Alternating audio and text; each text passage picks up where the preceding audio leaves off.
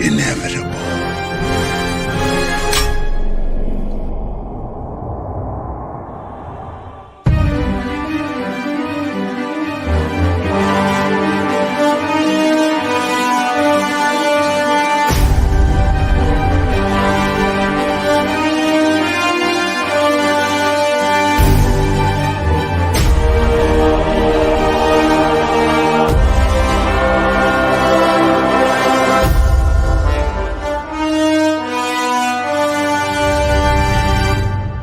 Follow me and ponder the question, what if?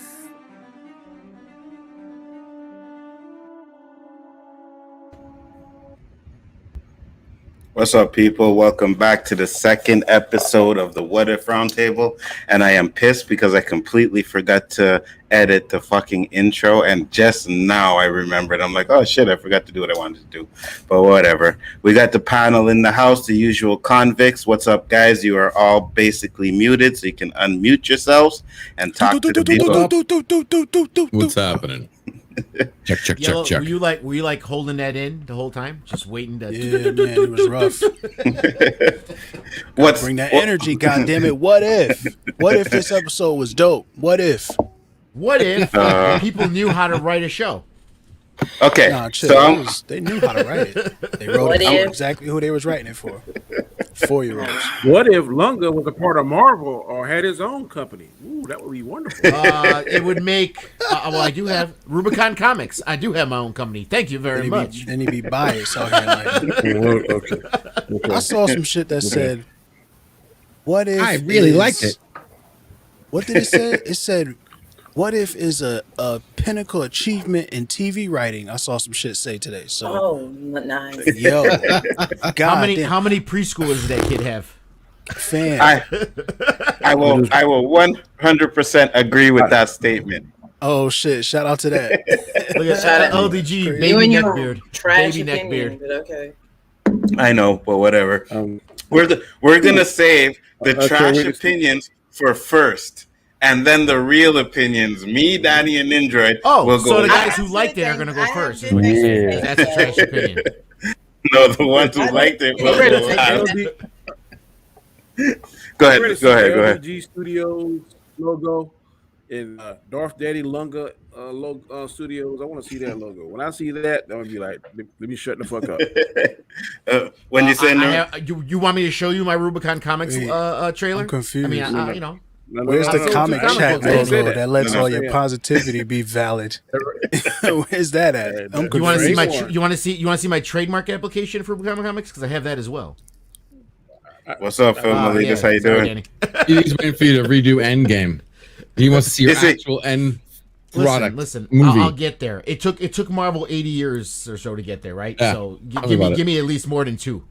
That's that. I think Or Stanley. I think that's what Danny was getting at. Yeah, we know you got your comic and you're doing your thing, but when we see that shit on the big screen and we see Lunga's name, writer, director, producer, then we're gonna talk some shit. It's coming. It's coming. And they're going to want Thank their you. front Thank you, stage Alzo. passes, Thank you. right? You're So welcome. gotta make sure to give them the front red carpet, first people walking in.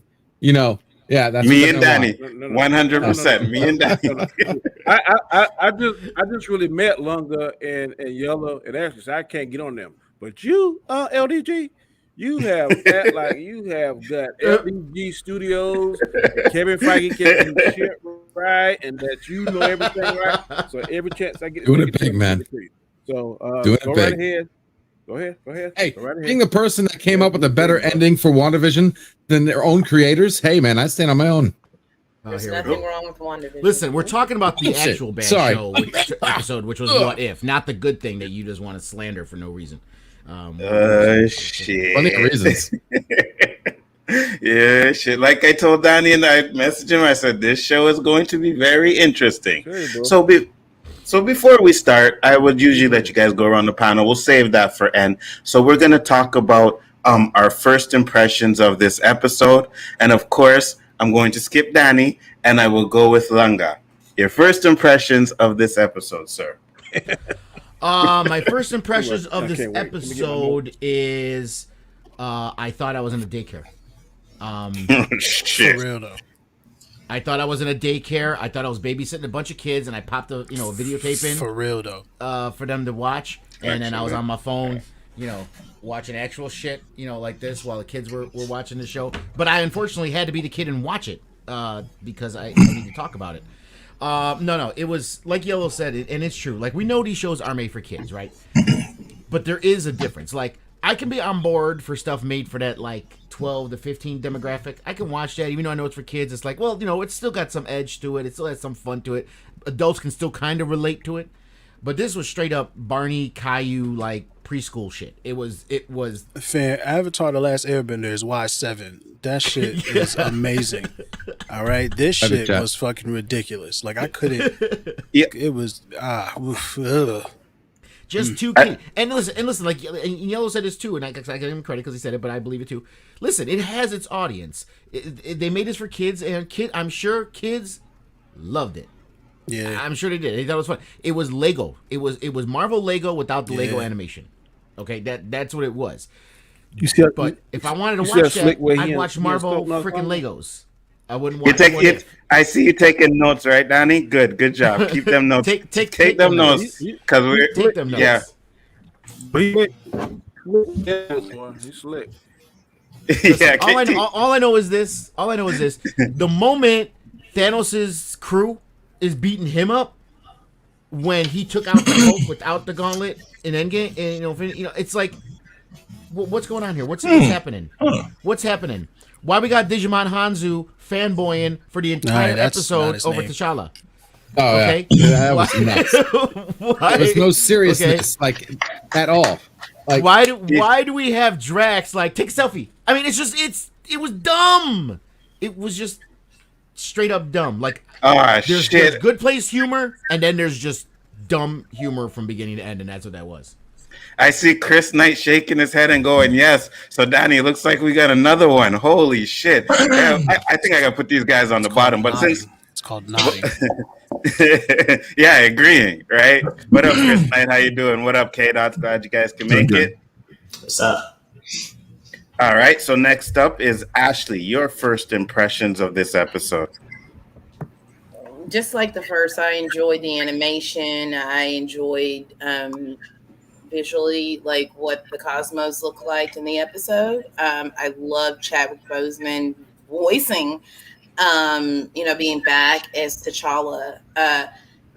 But I got the feeling that, I watch a lot of kids programming, and you can enjoy it. But I felt like, okay, I didn't feel like it was for a preschooler, mind you, but I felt like it was something that when my son was 8, he would have been all about it, So I felt like it's very catered to that elementary kid, and it's so cheesy and it's so bad. It's just not good. I mean, I gave it a B- just based off the animation and T'Challa. But that's what I don't understand is the first episode, while still more younger audience, wasn't anywhere near as childish as this one. That's the thing that really was like, was this the same show? What are we watching? It was like so different in its approach. It got weird. My son texted me. It's this episode too, because they had a lot. There was some good shit in this episode that could have been great had they taken it seriously, but it seemed like they was like, My son texts. bad joke. My son texts me and he's like, yeah, the What If is trash, right? And I thought he was talking about something else, like Toucan. I was like, yeah, man, it's trash. And he's like, oh, I thought you were going to defend it. And then I read it back and I was like, wait a minute. No, What If is not trash, bro? What are you talking about? I disown you. Get the fuck out of here. Next up, Yellow Does It. Your first impressions of this episode, sir.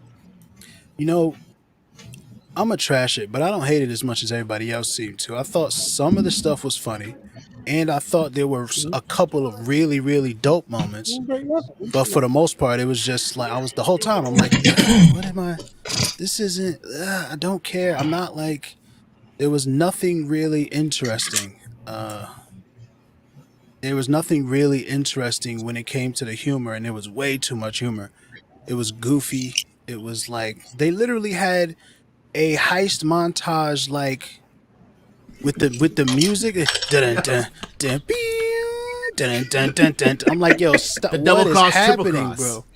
I was so like, I was like, yo, get this. I couldn't. I don't know. It was too much of a joke.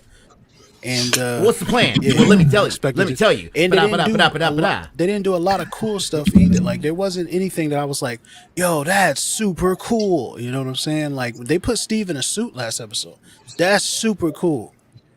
They was like, oh, mediocre white men, down with them. I mean, sure, but like, is that cool? Like, is that fun? You know? It was weird. All right, next up, Mr. Chris Knight. How you doing, brother? What are your first impressions of this episode? God love Howard the Duck. That's all I'm gonna say.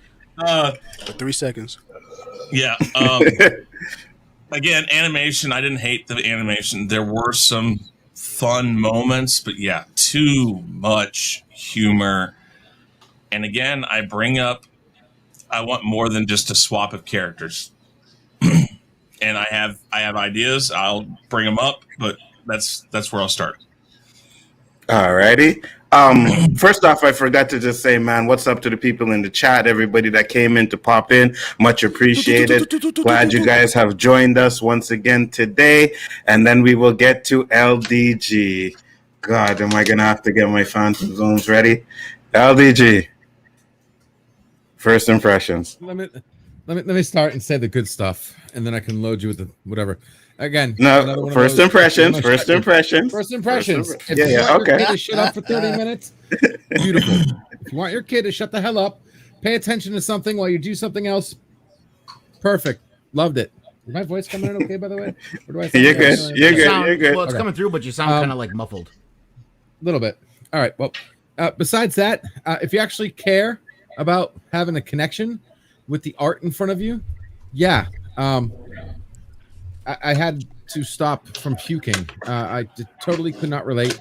I thought it was too silly. I thought it was Dramatic. once again click and bait.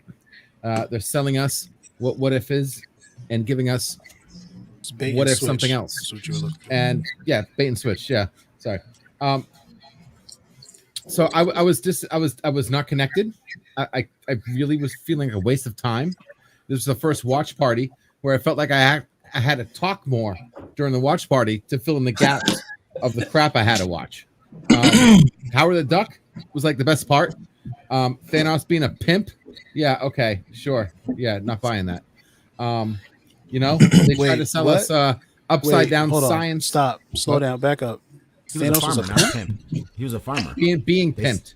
He Oh, was being pimped. pimped. Oh, being okay. pimped. I Okay. was like, That makes what more the sense. fuck episode did you watch, bro? No, I missed that. Put I it mean, back on. This episode I'm is genius. here, He needs the furs, the cane. He needs the whole. sitting here, screaming. Bitch! Thanos has energy beams. He can shoot cosmic beams from his fucking arms. Where the hell? I'm tired of this. I'm tired of Thanos being completely downplayed. And in this episode, he was just like, I saw them. I saw the meaning of my ways. I've turned a new leaf. Bullshit. Anyway, so Well, it's not Thought it was a genocide. waste of time. It's random. yeah, That was funny. that one moment That was when he actually said- funny. yeah, when he said "Don't call it genocide," that was like the only micro moment where like Thanos felt like Thanos. That was it. When he's like, "I'm gonna punch you hard now because you're make fun of my idea again." That's it. I know what it really felt like to me. It felt like people calling everyone a Nazi. He's like, listen, I'm not a Nazi. It's not genocide, okay? It's just random. It's random. Yeah, it was. I liked it. That was funny. And then All he was right. like, "It's efficient." Yeah. You see, that was always good. That was There always was some good. funny shit. There was I'm some funny saving my shit. comments about all of this stuff to what I didn't like. 'Cause So, I'm not the, expecting that Mjolnir is being wielded by somebody else right now. Oh my god! That's Well, not. wasn't We being- didn't see that. no, it was there. behind him. It was Yeah, yeah. there, being hung up. Yeah, but we don't know if How he do you was hang wielding that up? it, though. Lots of people We also have wielded watched Mjolnir. it get placed on a coffee table, a glass one. Like Oh, lots I of don't know people what. have wielded No, I Mjolnir. guess so, Like, it's- but just the like, fact that well, he lots has of it. I mean, that's a very good Wielded point right there. Mjolnir. Well, not Fact that- him though. Not Maybe the Thor collector. pawned it. Next up, and the last naysayer of the night, K-Dots. First impressions of this Oh, episode. he's on our team. Okay. Cool. Yeah, he's on your team. First impressions, T'Challa's voice acting, great. Nebula was looking good with that long hair. She looked good. The animation was great. It was weird. Action was okay. That's about it. Everything else to me, I didn't like the reasons for Yondu taking T'Challa. I thought they was very silly. Thanos sucked. Trash. He was garbage. Oh, you grabbed the wrong one. Okay, we'll just keep him. What? No, he's talking about the picking up of T'Challa. But go ahead, K-Dots, finish up. Thanos was garbage. Like, they did him dirty. The fact he got beat up by his henchmen, god damn, that was trash. That's just my first impression so far. We'll dive into it when you guys bring up more stuff. I don't want to. Yeah, the collector was cool. Yes. Just Ninja. Go ahead.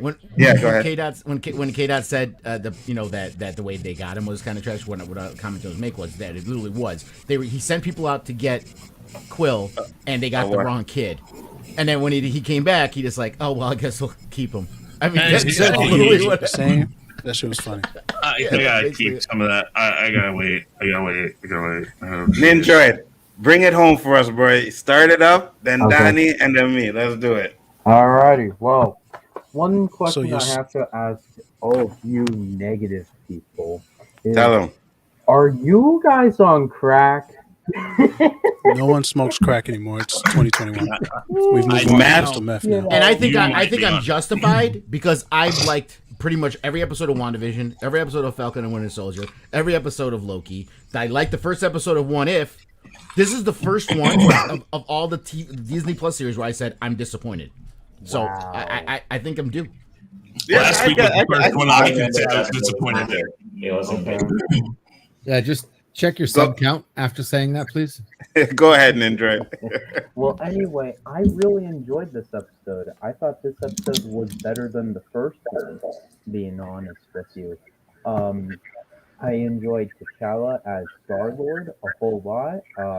I enjoyed Thanos being like comedic relief, I guess, even though he's really not supposed to be. I do understand that because I have read the comics, Instinct Gauntlet, and countless of others. But, and I actually want to say what the Austinator actually said in the chat. What if at times can be silly and outrageous? That's what this is. This whole episode was outrageous and funny. That's technically what this is supposed to be. The entire show is supposed to be outrageous possibilities of crazy things, crazy interactions, and all of that. It's fascinating. It's countless possibilities, even what the Watchers said. So, but overall, it wasn't fascinating. Well, it was fascinating sure. to me, at least. They could have did all that. They could have put humor in this, but made it a better story because there was just so many things that. Okay, there's possibilities just to say, ooh, shock people. Then there's possibilities just for the sake of possibilities. It's like throw shit at the wall and like grab whatever falls and put it together in an episode. Again, I'm all for humor. I love humor. I'm good with humor. There was just too much, and it was not timed well, and it was just one joke after another. Oh, that joke didn't work. Let's throw another one. Kind of like Guardians of the Galaxy 2, right? But I get it. Go ahead, Ninja. Finish up. Overall, my biggest pro. Nothing like Guardians of the Galaxy 2. Yes, absolutely. Okay, Thor Ragnarok then. Pick your poison. Thor Ragnarok is a better movie. It's a comedy. Yeah, maybe it has a lot of jokes in it, but it's not. But they What If. Okay? You can have a lot of jokes in something and it be right. But they need to be funny jokes. Right. Like the problem here is that this stuff is very basic, elementary. Like I said, the jokes, and like let's get to I can't wait to talk about the main issue with this whole thing that makes no sense with the show. We will. There, I'm sure. We'll get there. There was serious moments, and I'm not even saying Guardians of the Galaxy 2 was like the greatest movie ever because it wasn't. But there were moments in there that were serious, and so it had an ebb and flow even with the jokes. This didn't. It was just one silly joke from beginning until end. Let's had a couple serious moments that I let's not forget that in Guardians of the Galaxy, he had just found out that Ego killed his mother, and then they fucking made a joke and turned him into David Hasselhoff. All right, so let's not forget that they have Guardians those kind of the of Galaxy jokes. Volume 2 is like mostly unliked in Marvel fandom. I never claimed it was in my top. Sure, but it's 10, mostly unliked. 5. But there are people it's that at like the bottom it. of the list. There are people that like it, though. I'm just saying. Sure. Let's compare it to something else that was irrelevant. kind of trash. And it To seems say weird. this isn't trash. I mean, it's not like Guardians. Thor Ragnarok. Thor Ragnarok was was one of my okay. least favorite Marvel movies. Okay, for you, but a lot of Not people on the Ant-Man panel and like Thor. It's not Thor: The Dark World. It's not Thor: The Dark World was Captain good. Watch it. Marvel. Watch It's it. not. When I It's that, crazy. it's not. I mean, Guardians of the Galaxy 2. It's not that. Is what I'm saying. Thor. But what if is? You know what? People. Another one. Ashley. Ninja, did you? I love Yondu. Yeah, Okay, yeah. I can't help it. Did you finish Ninja? Yeah. All right, let's hear what Donnie said, because Donnie was taking notes. Come on, Donnie, bring this shit home. Bring it home, Donnie. I'm gonna say I liked it. I liked it based on what I saw. Chadwick Boseman was definitely refreshing to see him. Got a little sad because we would no longer be able to see him and see what he brought to the Marvel space. A few things they point out that the guy Thanos without the gauntlet. Thanos did got beat up, but he got beaten by his crew. But I remember correctly, he kind of shrugged that off, was able to save old girl, jump on the ship, did Thanos like things. So I really don't count it as a beatdown because he didn't seem like he was beat or fuck up and that kind of stuff. He still was going on like he normally do. The fact that on the ground being smashed by a hammer for like 5 minutes. What you talking about? Okay, But also we have to think. Okay, I will when he say get up, this. did he look? Go ahead, Donnie. Go ahead. Make your point. Did he look remotely damaged after all that? Did he make? Nobody did. Damage at all to me. We got to remember this is Disney Plus now. This is Disney Plus. This is tailored towards kids, not so much of us. Something we want to see is usually on Adult Swim and that kind of stuff. So let's keep that in mind. The collector, a boxer can get knocked out. A boxer can get knocked out in the third round and still look fine. It doesn't. All of the other live action shows was the name on Disney Plus too. Hold on, let him finish. Go ahead, Donnie. Go ahead, Donnie. The collector, the way they did the collector, I thought was. Can you hear me now? I'm going. Yeah, we can hear you. It's a little bit of a lag, but you're okay. Then the one that did live. Okay, the collector was so much better to me. I think Lunga said there was no old, or maybe it was Yellow, that there was no old shit moments or no exciting moments. I think Yellow said that. But to me, I thought it was pretty hot that he had like a lot of the people's trinkets and stuff. Like he had Hera's helmet, he had Captain America's shield. That's to me, that was kind of like, damn, that's pretty cool. Quill taking the wrong child, not when y'all kind of made jokes about him taking the wrong child. I think the only reason he took T'Challa because he saw that T'Challa wanted to explore, and T'Challa was at the beginning of it. He was always talking to his daddy. I want to explore. So he kind of, and that's why I think T'Challa put up a fight. He probably wouldn't have taken T'Challa. Just what I got out of it. So at the end of the day, stuff ain't always for people. I liked it. I thought it was much better than the first one. Some of this kiddie stuff I'm going to anticipate because I got to remember in the back of my mind it's Disney Plus. So I didn't hate it. I thought it was the best one out of the two so far. Great job. And I'll say my opinion, my first impressions were I'm on the same level as Donnie, man. This is what if, right? So I get it. Thanos got his ass beat. Yeah, he did by them. And I know people are like, oh, well, T'Challa talked to him and stopped him from, genocide or whatever. But no, hold on. Let me not finish. Genocide. It's random. Yeah, right. That was funny. That was really funny. It was funny. And I just remember, and I'll say his name, but Nerdman always talks about, well, Captain America should have had that talk with Thanos and blah, blah, blah, blah, and this and that. Well, T'Challa had that talk with Thanos, and it changed Thanos' mind. So I had no issues with that. I kind of liked that. I liked the Collector. I liked him way better than he did in the movie. Well, he had more to do in this than he did in the movies anyways, but I liked the fact that it was him that had taken over the Thanos kind of universe type of thing, right? And he was the one that people were scared of. I really liked that.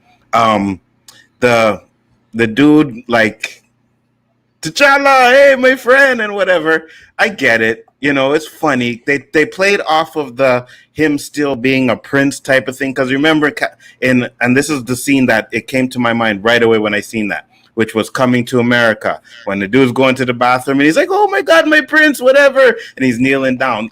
That's the kind of influence that T'Challa had on the universe, to where even some of the villains were like, yo, he's a legend, which played off of Star-Lord from the first one, where it's like, who? Who are you? Nobody knew who he was. So it kind of plays off of that. And that's what I liked about this episode. I thought it was done really well, and I got into some of the likes. But those are my first impressions so far.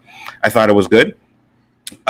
With that being said, we will move on to what at least we liked about the episode, which will probably be a very short segment with you guys on the panel. But we'll start off with Lunga again. What did you like? Yeah, we'll get into it. Just to piggyback off what you said before I forget, go ahead. With T'Challa, they're like, everyone loved him. I noticed that too. And when I was talking about Yellow on our show, I even said it seemed like this was all an honor to Chadwick Boseman, and hearing his voice was great. I mean, hearing his voice again was great. His lines were all great. I loved hearing Chadwick. It was awesome. But if you notice, and I really believe this, I could be wrong, but I really believe this.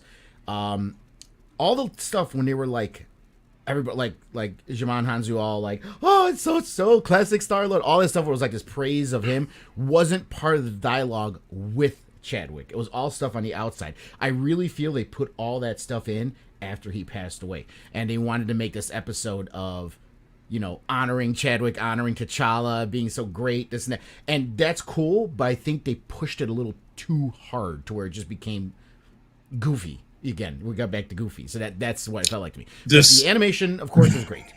Hearing T'Challa's voice, awesome. I did enjoy, hearing him again for the last time. It did give you a little bittersweet, feel, because the last time, we're going to hear him playing this character, playing any character. Mm-hmm. So that was always nice. There were some funny moments. Me and you both loved that. Again, the reason I keep mentioning that line that it wasn't genocide, it was random, is because that part was legitimately funny. I loved it because that at least took a little bit of Thanos, because he was still like, yeah, but it was still a good idea.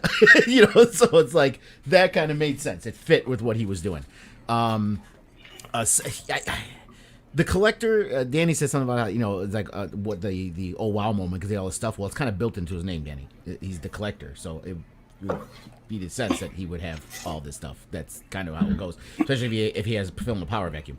I liked Howard Duck, obviously. Who doesn't like seeing Howard Duck? That was pretty cool. He was an Easter egg originally in the Collector's room, and now he was actually full blown there, running around getting his martinis and all this other stuff. So that was cool to see. Wow. That's where it falls off for me. Then there wasn't really much else that I can say was great about it. I didn't like the setup of how he was brought there. Yondu, it just seems like he falls in love with any kid he steals. That's what I got out of this. It doesn't matter who they are. He just seems to fall in love with every. I mean, to me, that almost diminishes the affiliation he had with Quill, because the whole point of it is that Yondu's this dirty ass dude who just always does what he wants for himself, but he saw something in Quill that made him care about him. But now apparently he can do it with any kid that he steals. That's the part that just feels unrealistic. But this child was also able to change him a lot earlier, and he wasn't that angry. Yondu. Yeah.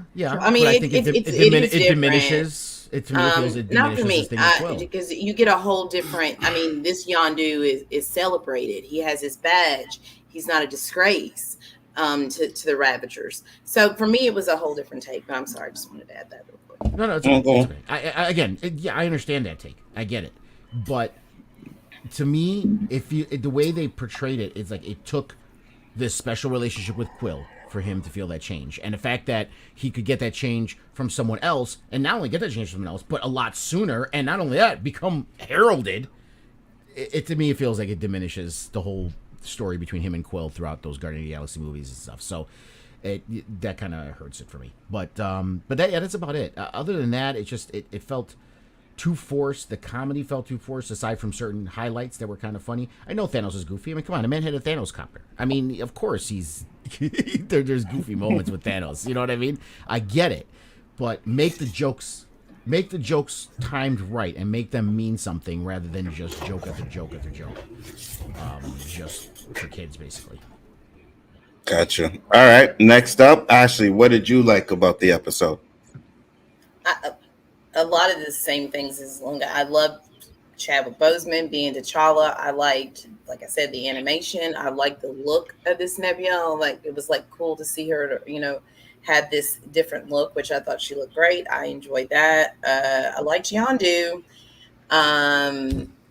But also there's things about it, just like Lunga said, that I don't like. But so I'm trying not to really get into that. I liked, I can't,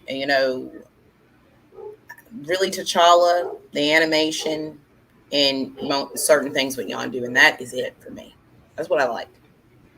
All right. Yellow does it. Anything you liked? What did you like?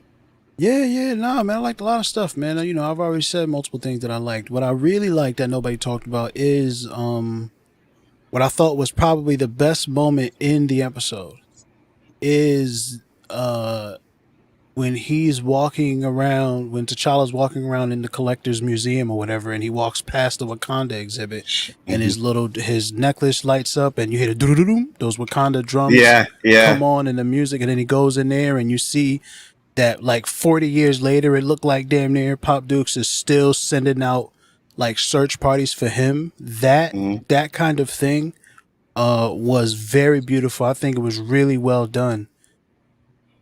But unfortunately, it was surrounded by a lot of goofiness, so it was hard to like really tune in to that moment. But I think the animation is good, but I think it didn't get to shine in this episode because the action sequences weren't as well choreographed as like. But anyway, that's not important. That's not what we're talking about here. The Thanos joke is fucking hilarious, bro. It's random. It's not genocide. It's random. And then later he's like, yeah, and it's efficient. And he fucking snaps when he says, and it's efficient. That shit was, I was like really, really laughing at that. Every other joke that they made fell flat for me. I was like, oh my God. Oh my God. When Nebula was calling him Cha Cha, I was like, oh, what is it? Like, it just really was a lot of stuff that I just couldn't connect with. I can't talk about what I liked without talking about what I didn't like. What else did I like? I like the Collector. I like both of the Collectors, so I'm not like they're so much better. I like both of them. I think they both did what they were supposed to do. I liked him getting jacked, filling that power vacuum. It's like, oh, the Collector, people are already bringing him stuff. Why doesn't he use some of the stuff to take over the universe? It makes sense to me. I like that. But I didn't like it enough for it to make up for how goofy and how like uninspired it was. There was nothing that was really interesting about that. That's not what we talking about. What else did I like? I don't know. Can't really think of anything else at the moment. Not a problem. Chris Knight, what did you like?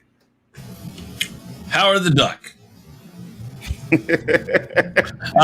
I will say that yes, I watched this. I'm like, man, that sounds a lot like Chadwick Boseman. I'm trying to think of the timeline, and at the end when it's did a great tribute to him. I liked that, and it was him. And when I saw that, I said, that's awesome. That is awesome. And I think a lot of you guys probably thought the same thing I did.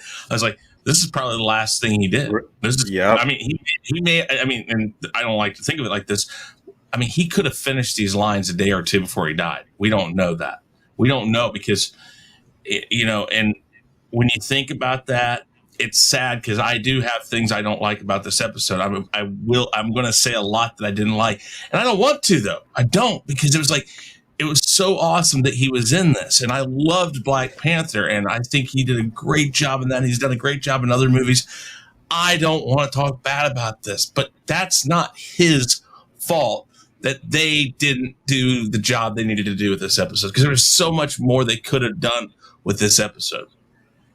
Howard the Duck, Chadwick Boseman, that's about it. And the animation, again, I do like this animation style. So, all right. Next up, LDG, Are you there? Yeah. Oh God. Yeah, I like the duck. I basically, you What guys is- already nailed it. Everything that Is he a manatee? Yellow said. It's Whale supposed to of be a some duck. sort? It's supposed to be a duck, but it's LDG. Oh, so it that's looks more a like duck? So it looks more like a Yeah. manatee. Ah, quack, quack. Oh shit! It's my favorite part. Was the duck. Yeah. As soon as I saw him on screen, I was laughing my ass off. But besides that, basically wait. everything Yellow said. I enjoyed the snap joke. You know, I did enjoy the moment where he had the touching moment in the spaceship, where his pops is looking for him.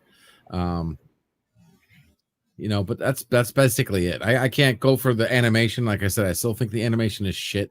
Somebody who actually knows graphics and does graphics, any professional can look at that and tell it's not polished. Based on that duck, Can you get that fucking duck? I mean, as I polished. thought as it was a this manatee, duck is. my guy. I thought your duck was a of manatee. your video is just proof of how much you know. Chris, isn't it just, And I'm just the like best just timing. perfect? I mean, it's just What are you like talking about? This We know the production level. What do you professionalism. see this on He any understands. small YouTube channel? there's Are a you reason fucking why we kidding don't me? see it. You're I think kidding me. it's all YouTube Okay. channel. Yeah. You know Hey, what? hey, Stroll so right hold to on. that one. Hold on, Say hold on, guys. Hold on, guys. All right. Go ahead. Hold on, guys. It's Chris like, wants yeah, to say something. this Go ahead, joke Chris. on me looks great. Let me walk right up to it.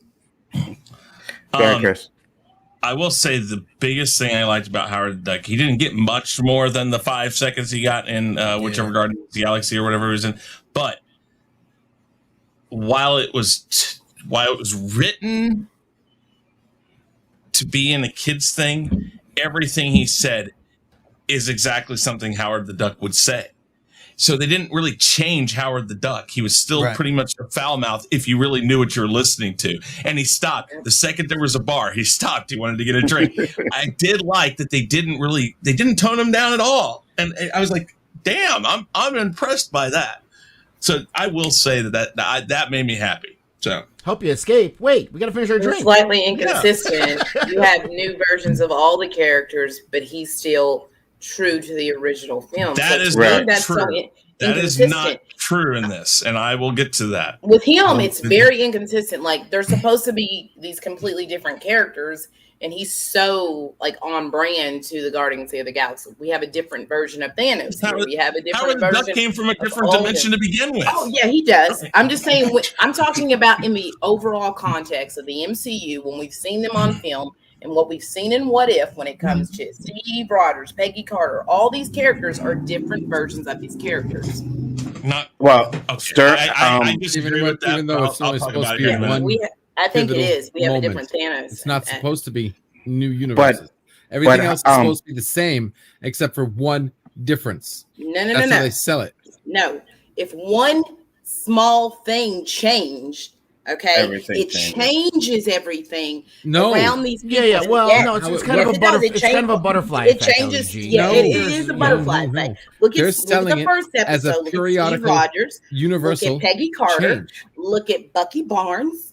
These are different versions. He does not fall off. He does not become the Winter Soldier, right? He is saved in that moment. So that We is a don't know different that. version of Bucky Barnes. From what 'Cause we've they don't- seen, they don't that's what complete they're the leading us bookend. to believe. He does Branch not fall off. universes. So as of right now, he is not the Winter Soldier. You're right. This Bucky if Barnes you has could say a branch different universes all you want. experience. It's because people are making a different choice. They highlight Exactly. that. Because of Yes, this one but making choice. it The different ripple effect. All these things Doesn't- change. No, but that's not what I'm talking about. So I need you Word. to take that thought, put it away. What I are was you saying? talking about Yeah, what's not Chris what I'm said, talking so I don't about. know what you're talking I'm about. completely not Okay, go talking ahead. about that. But I'll keep my thought. I have no problem with dominoes hitting other dominoes. I'm talking about a domino falls differently. It affects another domino parallel to it. That's bullshit. Okay. I have no problem that because something different happened that caused other different things to happen. I have no problem with that. I'm good with that. Totally on board. What I is have a this problem with instance of the Is parallel when domino? because when something changes, that creates a new What is domino this- effect. We got but you. it's like What is this instance of the parallel domino? I know that's what I want to know. Well, it's like what you're saying. We're getting different characters. Are you trying to say you think it's affecting too many characters and it's not linear? It's affecting too many characters outside. But it's like it's like other a different take on the just character. say this, and then you can say what you want. It's like something changes, but when something changes, other stuff is different. It's like we're in a whole new alternate universe. So what is that has the nothing example to do with the one original change? So what is the example of the parallel domino? That's what I'm asking. Like the Collector, for one. Thanos left exactly the same. Power vacuum was created. Thanos' attitude and then changed. he took his place. He already had his whole changed planet because of the talk to him. conversation he had with T'Challa. Right. Yeah, That's so what you're it's all telling me linked that to. T'Challa was taken by changed Ravagers. his mind, but everybody else who tried to change his mind before failed. No, that's wasn't the point. Because T'Challa get his mind change anyone's mind. Wasn't one at a time. One at a time. Thank you. But this is away from the parallel domino thing now, right? We're talking about something different. So we're not going to move into a different conversation. With the parallel domino thing was mute. It was ridiculous. We've settled that. We can move on now. All right, great. And next up was K-Dot. What did you like in the episode? Pretty much the same thing I already said. Animation. T'Challa. Oh wait, did you go already? No, you didn't go already. Go ahead. I lost track because of you. T'Challa's voice acting, Nebula, she was looking good, and the visuals. That's it. It's really all I like from it. Everything else, you such a dude. It's like, oh, she was sexy. That's all that matters. I don't care why, how, who, where. She was sexy with blonde hair. No, it was fire. That's right. It was a difference. I'm not thing for Gamora. I mean, Nebula. Nebula looked like she came out of like the 40s. The dress, the hair, it's like she came out of the 40s. Yeah, and I love Peggy, like she was Peggy Carter, like out of the 40s. That's like hey, Cha-Cha. It was so 40s feel. Everything. Cha-Cha shit was trash. Which I didn't understand. I ain't gonna lie. So Ninja, because she had hair. Yeah, she looked better with hair. Yeah, she looked better with hair. Ninja, what did you like? I'm just like, so what was that meaning up though? Like, so she's like, oh, I must do everything to serve Thanos, and then like T'Challa pipes her down as, oh, I'm a 40s white with blonde woman now. Like, I don't understand. No. Because T'Challa changed Thanos, he wasn't mean to her Gamora, right? Right. So that she was able to live her Marilyn Monroe dreams. Yes. Right, he was a good dad. So good parent, you grew up to be a white woman. That's basically what they're trying to say. Ninja, you're up. Like everyone else, I love the Collector. Collector was easily the best thing within the episode. As someone who actually has the first issue, that the Collector. Why do you keep doing that? I read Infinity Gauntlet. I have the first. Why do you keep doing that? I'm curious. What's the? Just to let you know, he has comics. This is my pedigree. These are your what do you call it? Degrees on the wall. Do you read comics or you just look at the covers? That's what I want to know. Do you read comics or you just look at the covers? He's just letting us know. Anyway, I didn't say it wasn't okay. I want to know why he keeps doing it.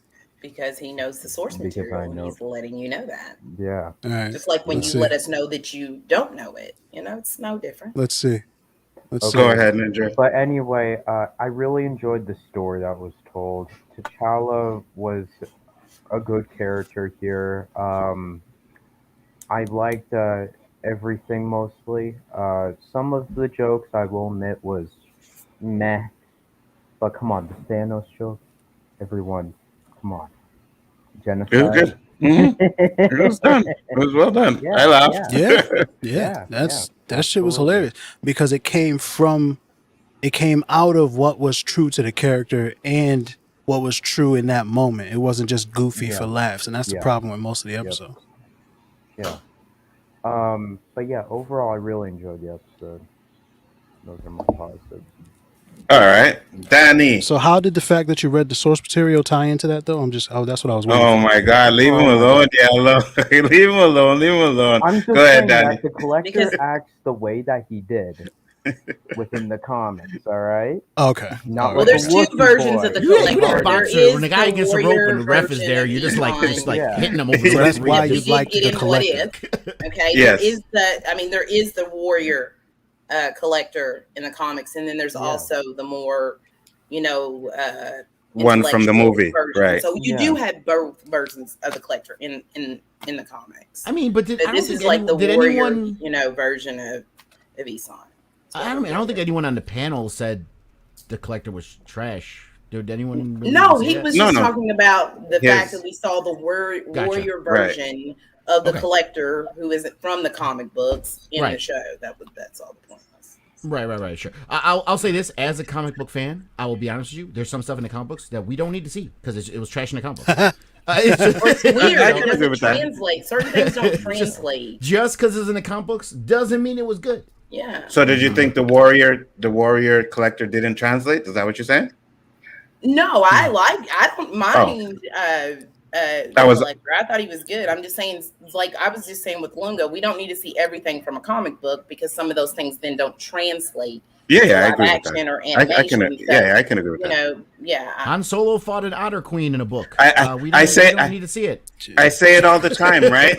I say it all the time. In the comics, Hulk picks up like full buildings and throws them around. Imagine what that would look like if they did that in a movie. He Yeah, grabbed Thanos by the knocks him corner out, of the right? building. Thanos knocks him out. Right. That doesn't Right. make sense. Probably Right. not. I just love that he grabs the corner of the building and tears it from the foundation. Right. It's a crack. Right. All right. That shit is. But it looks That- so good on the page. It looks so good. It does, but in the movie it wouldn't work. Danny, what do you like? I like the Thanos comedy. I wasn't mad at that. Sometimes I give a pass to cartoons more so than live action because cartoons is kind of what it is. I know it's on Disney Plus. I already know going into this, it's not going to be what I would normally want to see in a cartoon because it's on Disney Plus and they're trying to cater to that younger crowd. There must be some kind of animal fetish going on because certain people on this panel loved Howard the Duck and they love the alligator and Thor more so than a live action person. So I ain't quite understanding that, but I guess it is what it is. Yeah. The alligator collector thing is weird. Yeah. The collector I thought was hot. Actually said I wasn't aware there was a warrior collector, but I much prefer the warrior collector versus the punk ass collector. Well, I'm gonna call him the one we saw in the movie. I didn't like him at all. To me, I would go back You again mean to the what one not changed. Lunga said. Yeah, whatever. Why you Yeah, keep coming back to I me? know It's like you singled me out. It's like No, you're like I'm gonna go after no. Lunga this time. That's what I'm gonna do. Danny, you picked the wrong one. You're gonna lose. You're gonna lose, Danny. No, sir. I have Should've to picked wait LDG. patiently. It'd be easier. No, go ahead, Danny. I have to wait patiently until it's my turn, and I'm not going after you. But you said something about he's collecting stuff. Yeah, he is a collector. He does collect stuff. But I was just really shocked that he had Captain America's shield on there and Hellas. Those two things I did not expect to see in his collection. Plus, if I correct wrong, just because he's a collector doesn't mean he has everything because he was after Star-Lord, aka T'Challa, to add to his collection. So apparently he doesn't have everything that he wants. Those are just two particular items that I was shocked to see him with it, and I liked it.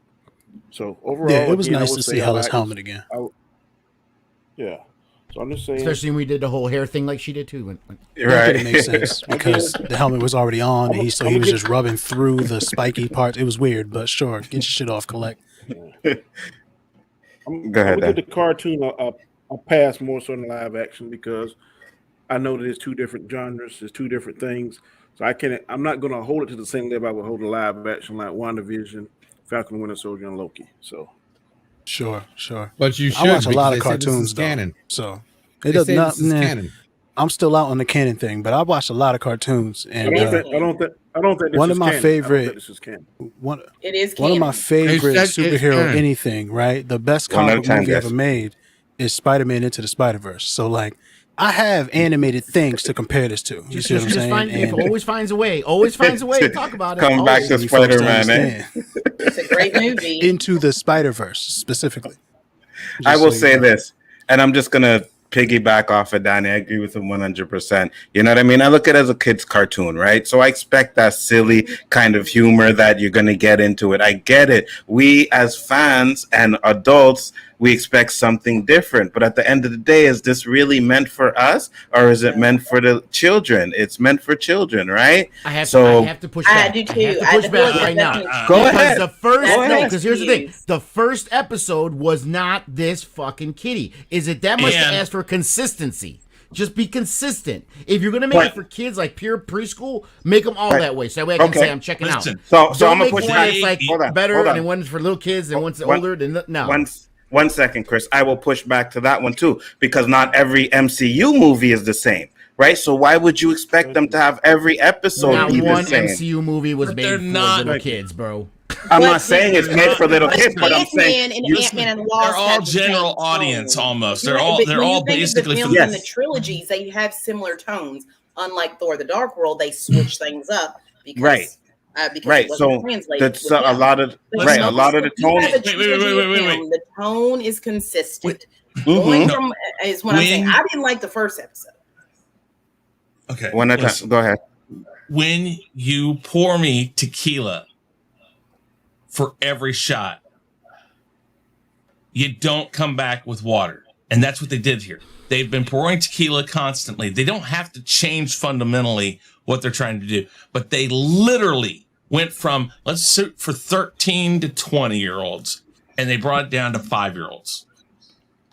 But again, your analogy happened to me, by the way. I was getting vodka shots all night, and then the dude that was after I was drunk decided to give me gin without telling me. It's like, no, that's not going to work. That just but you see, and you know it. And if they think, you cannot tell me that they thought they could just totally change and shift their perspective on what they were delivering without people our age jumping their asses and calling them out for it.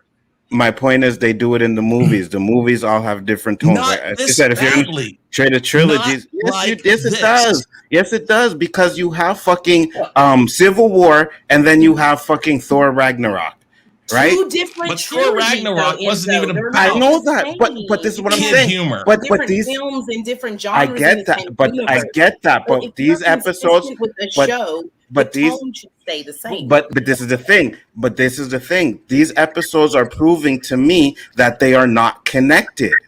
These 2 episodes are proving to me that it is not connected, and I don't believe that they are going to connect each episode at the end of the series. I think they're one-offs. Certain ones aren't. Right. So I think they're one-offs. So if they're one-offs, there's no issue. We're going to have a zombie episode. We're going to have a fucking like a horror episode. So right now we have the serious one with Captain Carter. Then we have the comedy one with T'Challa. We're going to have a zombie one. So we're going to have different episodes. So that's what I'm saying. The tones are different. So I don't see why people expect the same tone through every episode.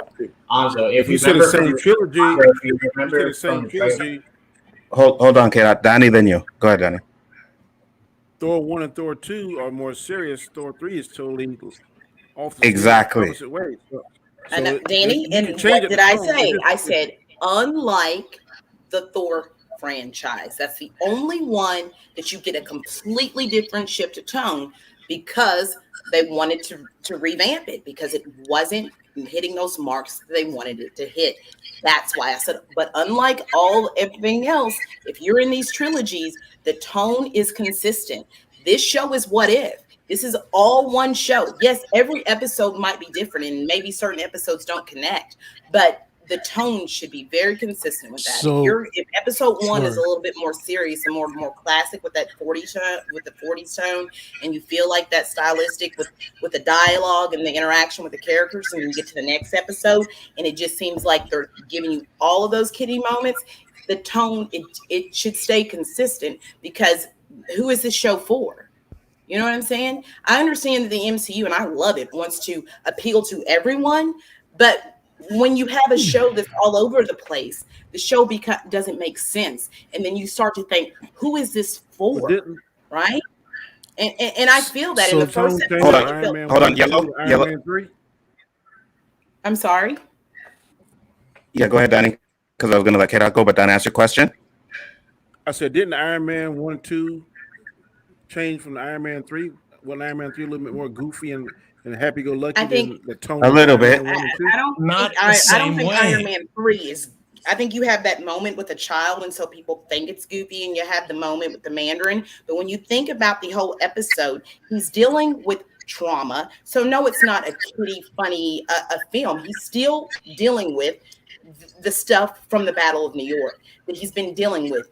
I want to protect everyone. I want to build a suit of armor. So those tones are still consistent through the Iron Man trilogy. but it is a little bit more goofier, like Danny said. But K-Dot, you had something to say? Go ahead, say what you had to say, K-Dot, and then Yellow.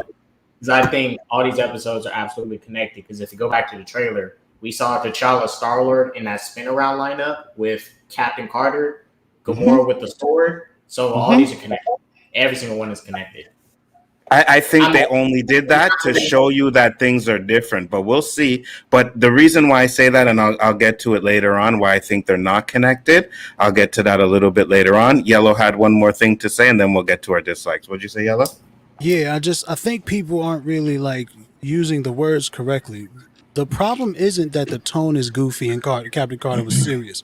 Because if you look at the first Avenger, which was a very serious movie, and you look at Guardians of the Galaxy, which was a very goofy movie, some would say that they're both great movies, right? Mm-hmm. Like, I would say Guardians is a much better movie than the first Avenger. But when you look at these two episodes of What If, you see the Captain Carter episode, in my opinion, is much better than this T'Challa is Star-Lord episode.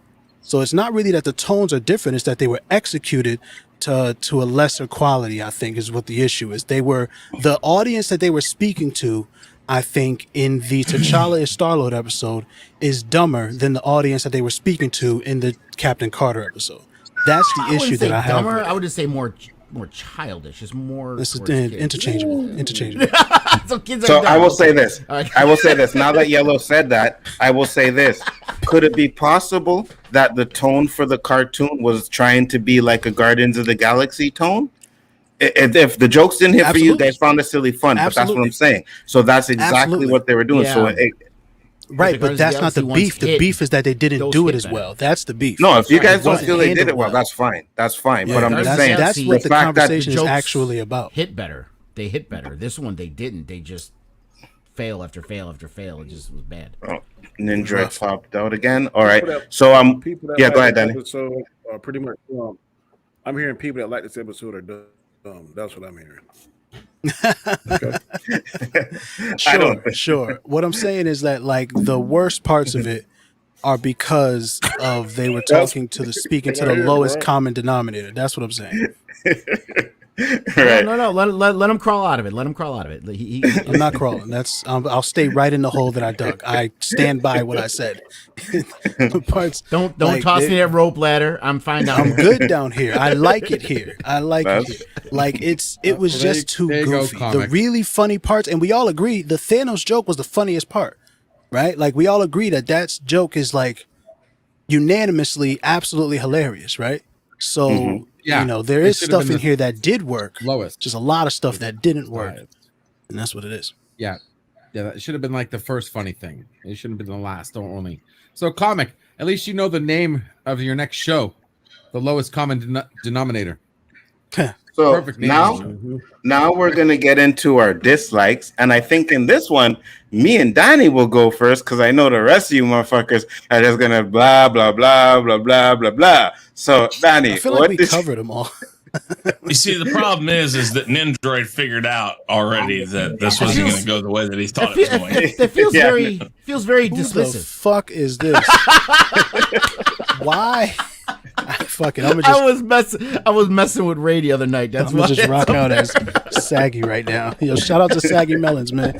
Go follow her wherever she at. Yeah, I was messing with her on another stream the other night, and she put up my picture, so I put up hers. But yeah, go ahead. Okay, but why does it go to him if you put it up? You guys are sharing streamer? We no comment. Sharon. No problem. Okay. No problem. Danny, what did you not like about this episode? As always, I cannot stand. I hate, detest, whatever word you want to use. Drax, I hate him. And that stupid shit he did with take a picture, selfie, that kind of stuff. I hate that. I don't know why they had Drax is supposed to be an awesome like warrior, and they got him so weak and whiny and shit. So, a bartender. Like he's standing so slow that he's invisible and shit. I hate that shit. Pretty much that was about all I hated. I'm not a big Howard the Duck fan. He's all right, but I'm not losing my shit over him. But pretty much I don't care for Drax at all. Anything he has to do with. So That's about it. All right. About it. For me, my dislikes are I didn't like the way they found T'Challa. I really didn't like that. I was like, wait a minute, they just showed up at Wakanda, he's there, they pop him up in there, and then he's like, yeah, hey, let's go, and they take him with him just like that, like you know what I mean? And I don't know if I could really see T'Challa doing. Yeah, go ahead, Danny. That's what I'm saying. I'm sorry. One more thing. Yeah. It did not make sense to me that they couldn't track T'Challa if they got the most sophisticated damn country and system in the world. The king of Wakanda wouldn't track and find his son. I find that a little bit hard to believe. So, especially with the fact that he had those Wakandan necklace on, right? It glue up when it was close to a ship. I get it. Maybe there could have been a way to track the vibranium or whatever, especially if you're going out and traveling space and looking whatever. But it's vast. Space is big. So I guess I can kind of accept that. It's just for me, I just didn't like the way they picked him up. It just didn't play right to me. It's like, hey, and then they show him the picture. It's like a white kid, and then it's like, oh, well, whatever. We got the wrong one. Let me show you the universe, and we take him. That was one of the things that I didn't really like about it. That's about it, to be honest with you. Like, I can't really think of anything else. I did think of one more thing that I did like, which I wanted to say, is I liked that Ego at the end of the episode went and picked up Peter Quill. I really liked that, right? So, but when it comes to dislikes, there wasn't really much that I didn't like. And maybe when you guys talk about it, I'll remember. But I'm going to go the opposite way for this one. K-Dot, what did you not like about this episode, brother? Well, your dislike pretty much starts off, but I'll elaborate on it more. So I did not like how Yondu just grabbed T'Challa and they just left. I understand why they ended up in that area because of vibranium. They sensed it, the energy and whatever. That's fine. But for that to happen, obviously, Yondu's dumb henchmen had to be so dumb that they confused this brown kid with this kid with lighter skin. So, you have to make some characters dumb for it to work. Fine, cool. But my biggest issue was that Yondu's reasons for taking him was not really good. T'Challa says, I want to go explore. I'm going to take you. Let's go. Because if you go to the Guardians movie, and I understand it's a movie and this is a show, but what made Yondu a better character in the Guardians, because this Yondu was not even really compelling to me. I didn't feel for him. I wasn't like, oh, God, he's just a good character. In the Guardians movies, it wasn't until Yondu took Peter Quill and realized in the act of what he was doing, he started to realize what I'm doing is wrong, taking these kids to Ego so we can kill them and do his tests and stuff. That's when he started to realize I need to change my ways. But his reasons for taking him just because he wants to explore, this kid that provides nothing for him, nothing. He just randomly takes him. I thought that was weak. It wasn't good. I think Yondu needed better reasons to snatch at this kid than this kid saying, I just want to explore. Another issue I had in this episode, Thanos off top. If this is my thing, I understand it's a what if, but at the end of the day, if you go off of Thanos being a Mad Titan, it was confirmed that Thanos was the Mad Titan in this universe. So his planet died, he went through all that. And when his planet did die, that's when he was like, all right, I'm going for Mad Titan. I was right, and I'm going to do what I need to do because I'm right. We've seen in Infinity War, his favorite daughter couldn't even convince him to change his ways. Doctor Strange couldn't convince him to change his ways. So what can T'Challa do to convince the Mad Titan who's so stuck in his ways to change? Black magic, boy. What he said. But if his favorite daughter couldn't do it, I cannot believe that T'Challa can do it. That's just me. I couldn't really get with that. And Thanos' power level, trash. They downplayed him. He got beat up by his henchmen. Like, he was straight garbage in this episode. He was downplayed. He was weak. He was trash. He got beat up by his weakest henchman. They got beat up by the Avengers in the last movie. So, nah. Obsidian Cole is the weakest of the children? Corvus, Proxima Midnight, and Corvus Glade. Cole is sitting, yeah. Because remember, Iron Man. Who beat him up? I thought it was Obsidian and. It was Obsidian and Proxima Midnight. But even Iron Man was wrecking Cole Obsidian in Infinity War. Yeah, that's. Yeah. I can definitely kind of agree with that. Like, I thought Thanos was going to smoke them, but I mean, You have to have the kind of at least tension, been right? toe to toe. It was only Right, toe, yeah. Like it should have at least been like. I mean, if it was whooped up. This thing, if it was Ebony Maw, because he's the strongest of the Black Order. I understand he would have been giving Thanos some trouble. He would have been thrown around and stuff, but it wasn't Ebony Maw. It was the other 3 weaker one. So I like that. Thanos trash. Chris Knight, you had a point you wanted to make? It was okay. I mean, listen, they're aliens. I mean, we get stuck in the thought process of race here in the world. Black, white, whatever. The point is that they may not process it quite that way when they're picking a kid up. I mean, it's not a great statement to make with it. I understand your issues. I kind of look past that because, like they said, hey, look, two ear holes, two C holes. They're only looking at a shape. They're not really.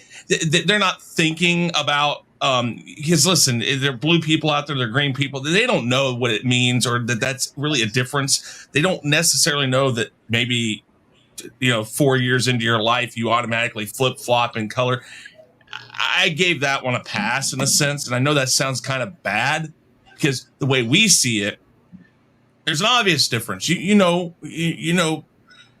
all of that. It's just in the context of the universe. I just kind of let that go and thought. 1, they're stupid. 2, they're only looking at the very basics. That was the thing. They were just dumb. They probably forgot the fucking face as soon as they saw it. You know what I mean? And look, I'll also say this because I agree with Chris. I'm not saying that can't work, but even Yondu got eye holes and ear holes and eye holes. And that's the other bad part here is they're dealing off of characters that they kind of used humans for, and they used the human form for. Right. That doesn't make sense. But I'm just going off of the whole thought process. We go into this. Can we agree that the dominant color in space seems to be blue? That seems to be the dominant. It does color. seem to be blue in a lot of ways. Kirk prefer blue or green. I remember that. I did want to bring up another issue I had. I mean, there's more. You guys want to tell me, but just one more. Go ahead. So I went back to Thor Ragnarok because I had to understand some things. If I remember from Thor Ragnarok, Hela's helmet, that was like she turned her hair into her helmet and stuff. It wasn't nothing separate. So the Collector has her helmet, and he just randomly has her powers and stuff now. When Hela is the power, I'm like, we don't know. No. The helmet, just like Mjolnir, okay? Right.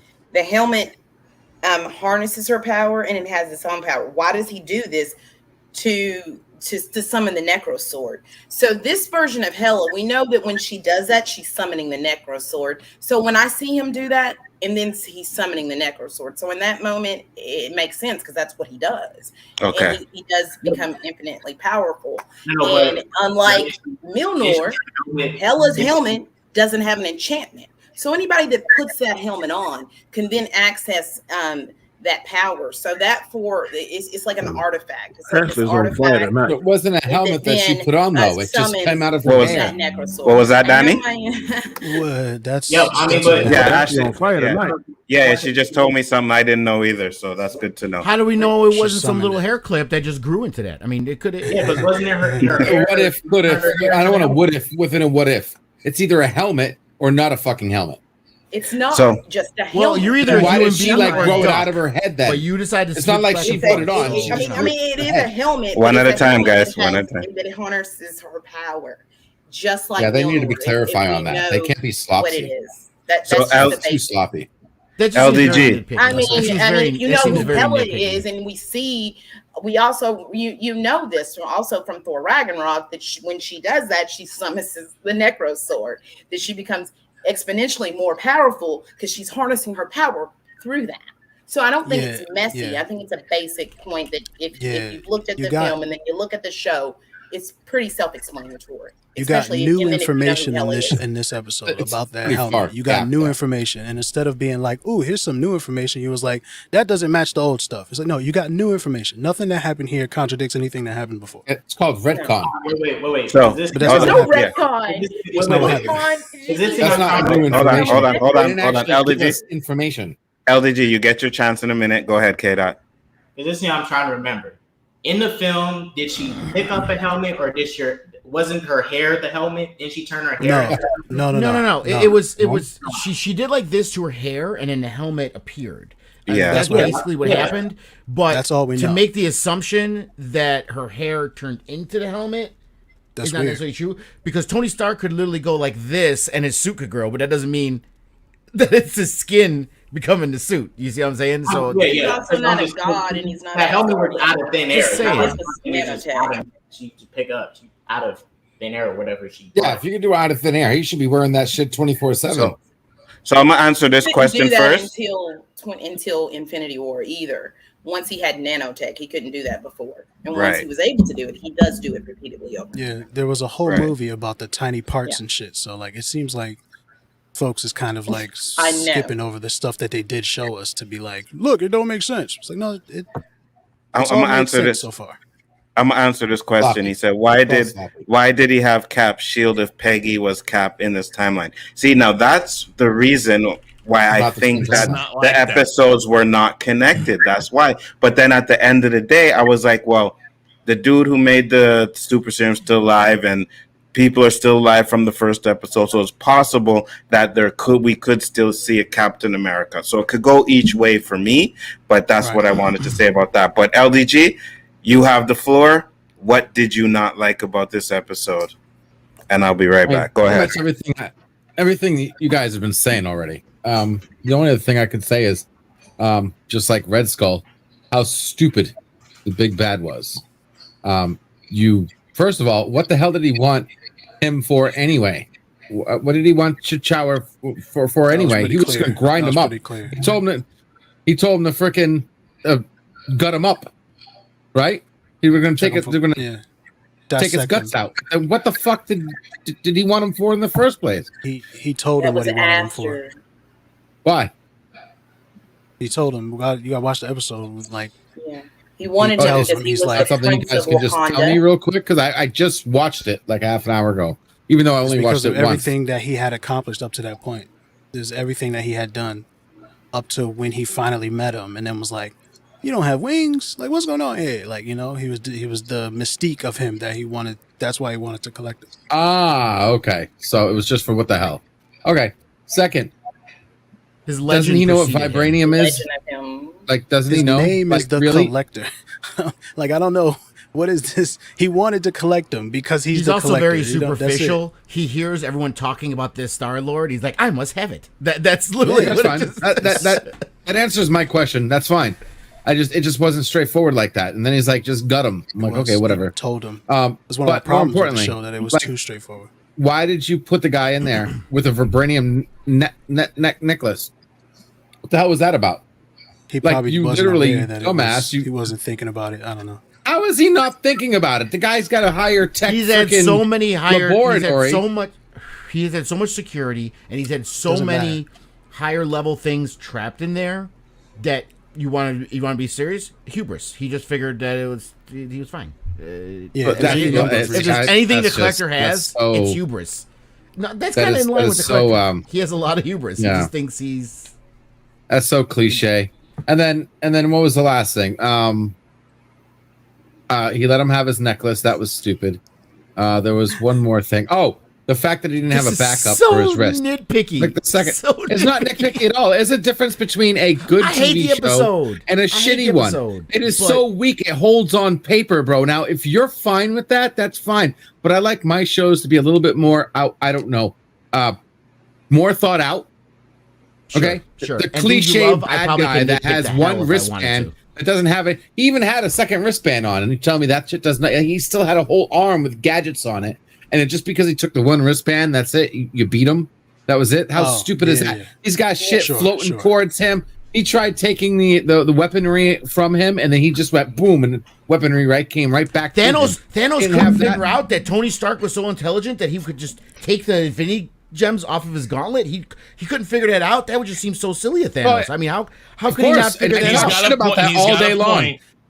Wait. You can't use that against me because I told you Endgame and Infinity War is fucking bullshit, and that's stupid. I'm not using that against him. I'm using that as a point. What I'm saying is, that is literally bullshit. That is throughout all of media, throughout all of everything that where there's good guys and bad guys. The bad guy always fails from either giving a super long monologue that he shouldn't give, or just having so much hubris that he just ignores something that could easily. They spoof it in Austin Powers. Dad, just let me shoot him. That's literally, that is just what you're hating. Is the trope that is done through everything, LDG. This is not like what I'm hating is what everybody knows to this. What they hate. But it's the trope that people have accepted and just suspend disbelief. No, people don't accept it. No, people have no choice because nobody makes anything better. Well, because people I would love to, but that's not the point we're trying to discuss here. I'm trying to say it. We deserve better. Don't knock me for saying that we deserve better. Listen, but if you can point to things that there's been consistently done better as an example, I would accept it. But the fact that it's not, that when you watch stuff that's fantasy, when you watch stuff that's fiction, that's supposed to be so out there, you have to be able to suspend some disbelief. And you just nitpick some of the smallest shit to where you literally will never suspend disbelief for anything ever, and that's. I suspend disbelief for a few things. I try to give it a little bit of leeway. I'm not saying anything has to be perfect. Makes sense. Like the Matrix. The Matrix. I had to give leeway to the Matrix for some of the stuff they had to do. Oh my god! Overall, they did not fall on a cliche ending whatsoever. Matter of fact, The Matrix is one of the few movies that most people don't. It was an allegory for Jesus Christ. Really, it was the ultimate in cliche. What are you talking about? That was a smoke and mirrors. No Matrix. No Matrix talk. Stick to the. Wait. Lunga, go ahead. Halfway through the second one, I said, and people told me to shut the fuck up because I was in the theater. I said, they're making him Jesus fucking Christ. And they're like, people are like, shut up. I'm like, I knew it. I was like, sitting there going, I cannot believe they're going to do this. He wasn't actually Jesus, man, just because some of the things are similar to it. You know what allegory means, right? You know what allegory means, right? It doesn't. He's not literally Jesus Christ. Right. He's not. Son of Joseph of Arimathea. Obviously, look what it's an allegory. Hold on. I'll bring it back. I want to say this. I'll let you bring it back. I see a debate going on here. I see Matrix debate coming up. Okay. I see that coming. I don't know what your thoughts on the Matrix. I love the Matrix. I actually love the Matrix. And I love both Matrixes. Okay. Both the Matrix and Zion Matrix. All right, no debate. Go ahead. Bring it back. They did make I keep Chadwick's character. They made him basically Jesus. They made him a superstar. They made him a borderline. What do you call it? What's that term where everybody loves you and you're all perfect and all this shit? Black man magic. Poppins. That's what it's called, bro. No. What do they call it? Mary Sue. They basically made him a Mary Sue for Pete's sakes. I mean, he's the man who talked down Thanos. Are you fucking kidding me? Like seriously, huge. You understand though that is supposed to be not. I don't want to use the word the joke, but that's supposed to be the stretch. That's the whole point. It's like he is so awesome. He could have been better than what he was. He's so the awesomest guy in the world. He could talk Thanos down. That's the whole joke of it. You get it? Anything, David. And mind you, I still don't like the episode, but I understand it. That's the whole joke of it. Remember, I don't like the episode. I just like arguing with you. No. Skip over the part where I said, but I understand it. Just skip that part, right? Skip that part. Yeah. Chris Knight, missed it. You are up. You have the floor, my friend. All right. I want to hear you now. A lot of guys, you guys have brought up a lot of stuff. My biggest issue with this was, how does an 8-year-old, because literally, I mean, what are we figuring he is in this? 30 max? T'Challa is what, 30 in this? Probably? Yeah. Nah, he felt like a grown-ass man to me. I think he's supposed to be where we see 30. him I think 30 is a grown-ass man. Is where he was at the beginning of Black Panther. I think that's where the parallel is. That's where. Well, the thing is that's the problem. He is still Black Panther. This is not about what if we make Black Panther Star-Lord. It is about changing something. They didn't change his character. His character's still Black Panther. Nothing changed. How does an 8-year-old who gets picked up by space pirates convince this guy at 8 that he should change? They addressed that at the beginning of the episode. They said nature or nurture. What determines a man, basically? And but the thing is T'Challa would still have the same any context. There's no context for how this happens. If you're going to show this stuff, If you're going to make me believe this, you got to give me some context. You can't just say, look, here it is. He has changed everybody. Everybody listens to him now. Look, Thanos decided to completely change his outlook on life because of a compelling argument. It's like, Jesus, it's horrible. He's Robin Jesus of Locksley of space. Well, but that's what they called him, though. Because I'm just saying, it's a horrible context. It's horrible for all of the wrong. It's pointless. The only thing I will say to what Chris was saying is at the end of the episode, he goes back to Wakanda. So there is still a chance that he could still become the fucking Black Panther, right? Exactly, just like T'Challa. He's talking about with the regalness. He was not raised the way he was, but he still ends up the exact same way. It's like, yeah, he's got a point. 8-year-olds are impressionable. You got a point. How old was he? 8-year-olds are impressionable. Dandelion said she thinks he was about 12. No, it says an 8-year-old T'Challa. It says it. It does. Oh, does it? Okay. They've been saying for generations that like you learn everything that you're going to take with you for the rest of your life by the time you turn 6. So no. Kids are impressionable up to 13 more. I mean, no, but Chris has a point. We've seen grown people fall prey to peer pressure. So people are impressionable, but the fundamentals, I feel like you may be locked in. You know, there's certain things. If that's the case, then he would have listened to his dad more. He wouldn't have been so worried about exploring. Still, he would have said, "You know what? No, I belong here." No, exploring was his thing. His dad was telling him, "You don't want to explore this and this and this." This kid's still not listening to his dad. He says, "No, I want to explore." Right, but what's unbelievable? So fundamentally speaking, if it's fundamentalists that are brought to you by 6, then he should have stayed. He should have said, "You know what? My dad's right. I need to stay here." No, that's not the same thing. My question is this: not how that works. Someone can one at a time, guys. One at a time. Ashley, you were saying something. Then Lunga, go ahead. No, I actually agree with a lot of what Chris is saying when it talks about, because with me, it's my main issue with the show was it's what if, and then we're just plopping these characters in, and they're just better versions of the original characters. But he's true. This T'Challa is very similar to the T'Challa that we get in Black Panther, with his regalness, his sense of morality, all of those things, and his ability, that nurture nature that he does have. Yeah. This is basically what if Black Panther took a vacation to the stars and moonlighted as Star-Lord. There's no change of character. None. There's just nothing changes. Lunga was going to say something. He didn't change. He really didn't change. The way when we saw him at the end of the episode, how different is he from the Black Panther we saw at the beginning of Black Panther? He's really not that different. He's not. Now, the one thing I did, this is actually a thing that I wonder if anyone can answer, because I can't. What about an 8-year-old, not adult, not grown, what about an 8-year-old T'Challa made Yondu treat him better than he treated an 8-year-old Peter Quill? That's my point. That's the thing I don't understand. I mean, he grew up into this man. He helped change him. But why was he so nice? He was an 8-year-old dude. Let's come on. They're 8-year-olds. Listen, they're both 8-year-olds. Yeah, how is some 8-year-olds are smarter Peter, than when he was 8-year-olds. picked up, Peter was not a bad person, but he was corrupted by Yondu's greed. He literally and picked lust. up Peter after his mother died, yo. Yeah. I mean, come on. But the thing is though, but still. So he needed even more guidance.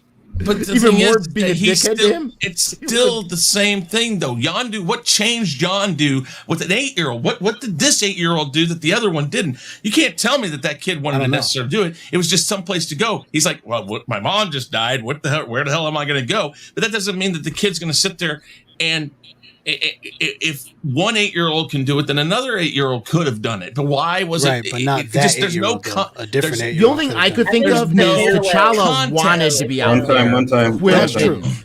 Yeah, well, there is no true. I mean, he corrupted Peter Quill, and in the other way, we just get it the opposite. It's just like, I mean, I'm just saying that basically, and like we said, he's still Black Panther. So it's like, what does it matter? Why if he do was, you keep saying if he was he's raised? still black? What does He's still T'Challa? What do you mean by Black Panther? Yes, but they're one and the same. Okay, so that's one not and true. the same. And I understand. I think I understand what you're saying. So he he's still T'Challa. is Black Panther. The core of and I him is the understand same in this person. in the beginning of this, he is not. I understand. So yes, T'Challa. But what changed? why is it that he's still the exact same? There's Same nothing that he's character. ever gone through. There's nothing that he's gone through that has changed him fundamentally. Yeah. And that's the thing.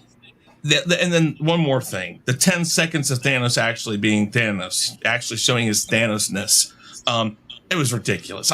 When he started doing that, I was like, yes, I'm glad to see this. It doesn't bother me that Thanos is good in this that much. I hate the way they did him. I don't like the whole thought. It's not the good Thanos that bothers me. I'm okay with the good Thanos, but he's still Thanos. It doesn't diminish what he can do, who he is. It's just his thought. It's his outlook. What he's there for now has changed. That doesn't change the fact that the guy can kick anybody's ass pretty much that's in that damn bar or that the collector has. I mean, and again, he has his reputation still. He was the Mad Titan, so maybe he's changed. But that doesn't mean that somebody says the wrong thing and he just snaps back into form and snaps your neck. I mean, so. So you're saying he should have beat up his goons too? You agree that he should have? How they was it should not have been that way. It's like I said, for 10 seconds of that, he started fighting. I'm like, yes, and then no, boom, boom, boom. Yeah, it's like what the.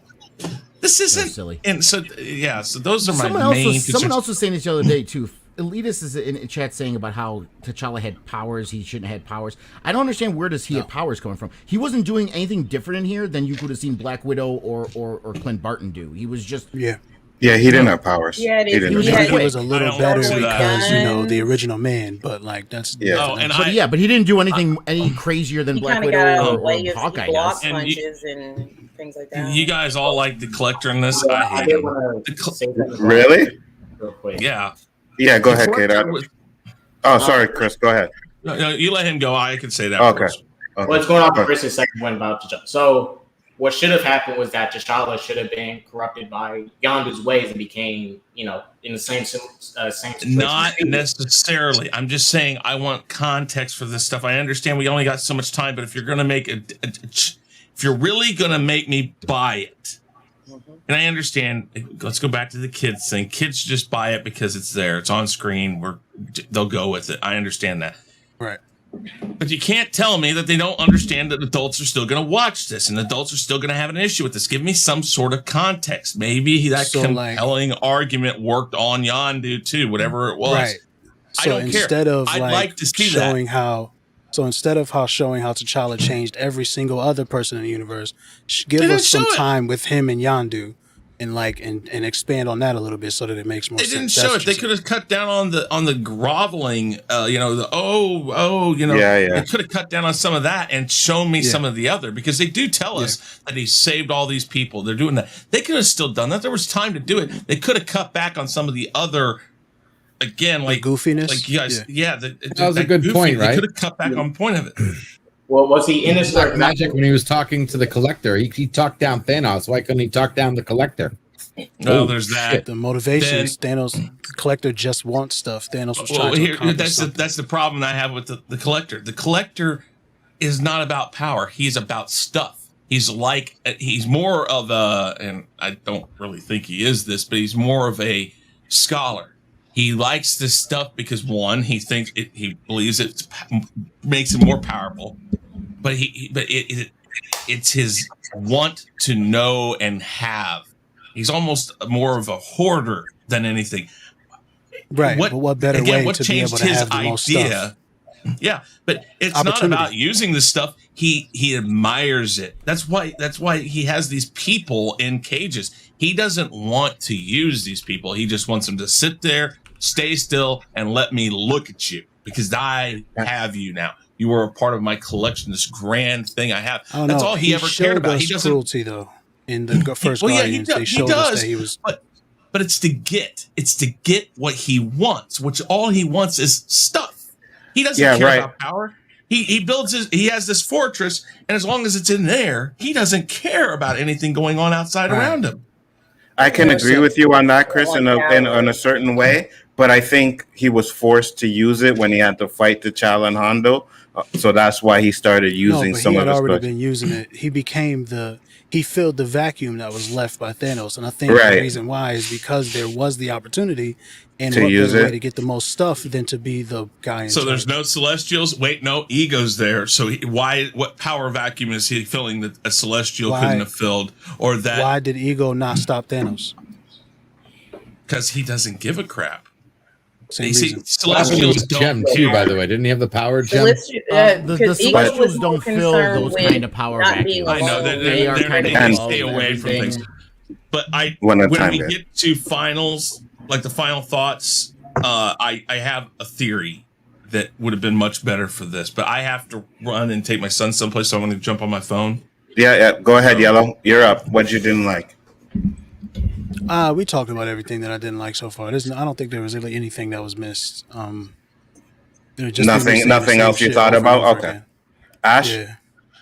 Okay. The biggest, and it might be a nitpick, issue that I had with this, just like I had an issue with the first episode, it doesn't make sense. Why are we calling T'Challa Star-Lord? That's my initial question. When you think about the name Star-Lord and what it meant and where it comes from, it makes no sense for T'Challa to be Star-Lord, because Star-Lord was the name that his mother gave him as a child because Ego was his father. She had this relationship, this love, who was this, the man from the cosmos, from the stars. So she called him her little Star-Lord because she loved her son so much. So the fact that they're calling T'Challa Star-Lord is a little strange to me, and I don't like that at all. And another issue, it was a lot of the jokes, like I've said before. But the biggest thing for me was the Star-Lord, calling him Star-Lord. It doesn't make sense. And then going back, I remember you made a point earlier when we were talking about, I feel like Wakanda should understand alien technology in a way, because we know Wakanda was hit by a meteor, this thing that comes from, from the cosmos that causes, this vibranium and this shield around Wakanda, which helps them become this technologically advanced society. So therefore, I feel like they should understand and be able to access and to get closer to he should be able to find his son just based off the technology that they do possess. Like what Danny said. Comes from an alien, right, from a source originally. So that would be my biggest thing. Wakanda, they should be enabled to find the child. They were going into space. They were sending people into space to find him, though, right? They were certain. I'm just saying, but I feel like that they should have been able to locate him. He shouldn't have been able to, not instead of him just showing up one day back in Wakanda. That's all I'm saying. No, I can agree with you 100%. I think it doesn't make sense. I even think Danny said that too earlier, that he thought that maybe with the technology that the Wakandans had, they should have been at least able to, maybe not even find him, at least track where he's been or something like that. I know we don't know if that's the case, but at least, you could have shown that, hey, maybe they were on the right path, you know what I mean, on finding him. So I can kind of understand that. And maybe the Ravagers moved so like much that they could never catch up to them or something like that. Right. But it does seem... They're a criminal organization, right? So they probably good at hiding their tracks. Could be too. But I don't... They do have guidelines. The Nova Corps is if anybody's going to find them, the Nova Corps is. And they hide from them, so... Yeah, but I don't think they were as much criminals in this one as they were in the movies, right? No. In the movies, they were space pirates in the movies. In this, they were peacekeepers. Yeah. Peacekeepers. I mean, it's like they take from the rich, they give to the poor. So in those situations, yes, they would be considered a criminal enterprise. But they're still working outside the law. They're not. They're just not, considered Yondu and his group are not considered, disgrace to the Ravagers, to that. No, but what I'm saying is that the Ravagers would have developed the technology to avoid detection, is what I'm saying. So that you're right. That's what I'm saying. But I'm saying I don't know if they're smart enough to develop technology. I think no, but I mean as an organization they can track the necklace. we've seen. You're right. That's what I thought. I mean, but they don't really In develop space, technology. vibranium came from space. We don't know how much vibranium they could have been tracking down trying to find him. Yeah. That's a good point too. I don't think they really much went into space like that. I think they just went and fully gave up. So they went to one time and they said, clearly "Hey, didn't. He had a recording from when he was an old ass man. That doesn't make any sense, bro. That makes what are we sense. talking Like about? he didn't just give up, especially in that speech. He's like, "I will never give up." That's basically what he said. Word. That was the whole point. That's what made this such a dope speech, the only bro. one that found it Niggas don't weird be that watching the Pop show. sent They out don't be an watching. Amber Alert to the universe. I mean, that was just weird. You're next, Longa. You're next, Longa. Vibranium and alien technology. That's the part that kind of doesn't make sense. But to me, that's a small price. But. You're next, Longa. What did you not like? What did you didn't like? Or what did you not like about the episode? Why is Pop suddenly who suddenly sending an Amber Alert out to the universe? Like not even Earth, just like the universe. Like I'm sending it out there. This is the Galileo Pro. I'm sending it out to the universe. Look for my son. All you weird aliens, boo people out there. Please. That just seemed off to me. But yeah, it's still pretty much everything that I said earlier. It's again, I understand what ifs are supposed to be like completely different. It's like, oh, this changes this changes that, and it's supposed to be different. It's supposed to like not be something that you're expecting or stuff like that. I get it, but there's got to be some tie that makes it like I'm on board. Like, okay, I could see this. And they went, I think, way too far with some shit that wasn't. And again, and I understand that they're not all tied together. There's some are, some aren't. But when you look at that first one, and I know Yellow says the tone didn't change. To me, the tone did change. While it was still for kids, there was still a different tone. That first one, the first episode was not goofy. There was goofy moments, I didn't say the tone shit. didn't change. That's not what I said. You did say that. What I said was the tone change wasn't the issue, because the difference between the first Avenger and Guardians of the Galaxy is the same kind of difference that they were going for with Captain Carter and this episode. It's just this episode didn't work as well as Guardians of the Galaxy. That's what I was saying. It still lines up with the same thing. Take Guardians of the Galaxy out of it, because Guardians of the Galaxy isn't a what if. Let's just take that out. But it's first. No, but I'm talking about the difference between those movies, the Captain America movie and the Guardians of the Galaxy, is the same difference between the first and second episode of What If. The problem is the second episode wasn't as good. Sure. But let's stick with the oranges instead of the apples, because those were two separate movies that you're comparing, where these are two episodes. In no, the but same that's series. what I was saying, though. That was what I was saying at that time. I wasn't talking about the tone of it not changing. I didn't say that. Right, but either way, it was a complete tonal shift to this. It made a complete comedy of it, and I think the essence of it was they wanted to celebrate Chadwick. I honestly think that's what they did, and I think there was a lot of stuff that was added or changed after he passed to try to make this as big of a celebration of him as they can. Let's make it fun. Let's have a good time with it. Let's not be all serious, because Chadwick himself was a very fun-loving kind of guy, and he, that's the kind of. So I think they did it in honor of him. And to be fair, the people who worked with him knew him more intimately than we did. So perhaps this could be something that he would have enjoyed. He had fun doing this kind of thing, this kind of goofy thing. So I think they were more interested in, let's make this fun. Let's honor Chadwick. He likes it. He'll be on board with this more than let's please the fans. And I think that's what they were going for. So I can kind of understand it, but at the same time, you're making a series here, people. They have to kind of like work together. You can't just make this goofiness that doesn't. You can't even suspend my disbelief, and it's kind of easy to suspend my disbelief. Gotcha. I can agree with that. All right. So now, you guys, we are going to go into our grades and our final thoughts of this episode. And if you want to give predictions, you can do that as well. I'm going to start off with Danny this time. Danny, what is your grade? Actually, first off, what was your grade for last week's episode? Because you left and I didn't get it. Last week, I give it a B-. B-. Okay. And for this week, your grades and predictions or final thoughts, whatever you want. I'm gonna give this a B+. I really like Chadwick Boseman. It was kind of bittersweet. I think we all gonna remember this too. This What If series is gonna be just like any other series. If you're a fan of X-Files, there were some X-Files episodes that you liked. There was some you didn't, and some didn't tie together. Some did, but at the end, we all gut whatever we got. This may not be the one that we like. Maybe goofy to some, others may like it. But at the end of the what's going to really define this series, in my opinion, is when you see all 9 episodes, you see, oh, okay, that was kind of cool. It kind of progressed. You don't ever know what Kevin Feige is going to do a lot of times, but we think he's doing this and he's doing that, and then we're just going to wait to the end product. I like this episode just a little bit better than I like the other one. Other panelists didn't like as much. That's their prerogative, but I think it's going to be all right. I don't think I'm going to be looking forward to the zombie one because I'm not into zombies, but it may change my mind. But I'm just saying I didn't hate this as much as others did. I don't think it's the best. I don't think it's going to be the best one. And I think that I'm a little biased because I feel a certain way about Chadwick Boseman and what we lost. So I thought it was okay. So I liked it. Yeah. Excellent. Lunga.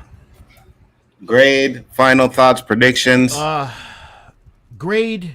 Again, I do my 1 out of 10s. I don't do A through F. Yeah. This was a 4. And literally that 4 was all based on the animation and Chadwick's voice. Everything that's what got it to the 4. Everything else that would make a show failed in this department for me. So it just didn't do it, and it only gets at 4 just because Chadwick was so spectacular and the animation is still good. But everything else it fell flat. Expectations, again, I'm noticing just from the tonal shift that we're gonna get something different every time we watch it. So this is not gonna like hurt my expectations for upcoming episodes. I don't think this series is trash because of it. I just think this episode just didn't hit me. Gotcha. Next up, LDG. Grade, predictions, anything? If you're there, not there. All right, Ash. Yeah, okay, here. you are there. Okay, go ahead. Uh-huh. Grade for the episode, predictions, and I'm final sorry. thoughts. I'm done. I'm done. It took 8 episodes for WandaVision. It took 3 episodes for Loki. It took 2 episodes for What If. It's for kids. I can't grade it for an adult. It's failing score for adults. It gets a B for kids, but again, if you want anything different, anything new, anything better, any improvement on a multi-million-dollar production company to make a show for us, it fails across the board. It doesn't spike my interest at all. It doesn't add up.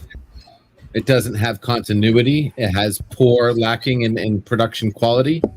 Wow. It's enough for me to put myself in a coma and watch. For kids, it's great. For adults, it sucks. Where they're going with it, got no fucking clue. And right now, I really care less. It's a show for kids. It's a children's show. This is Cat in the Hat level shit.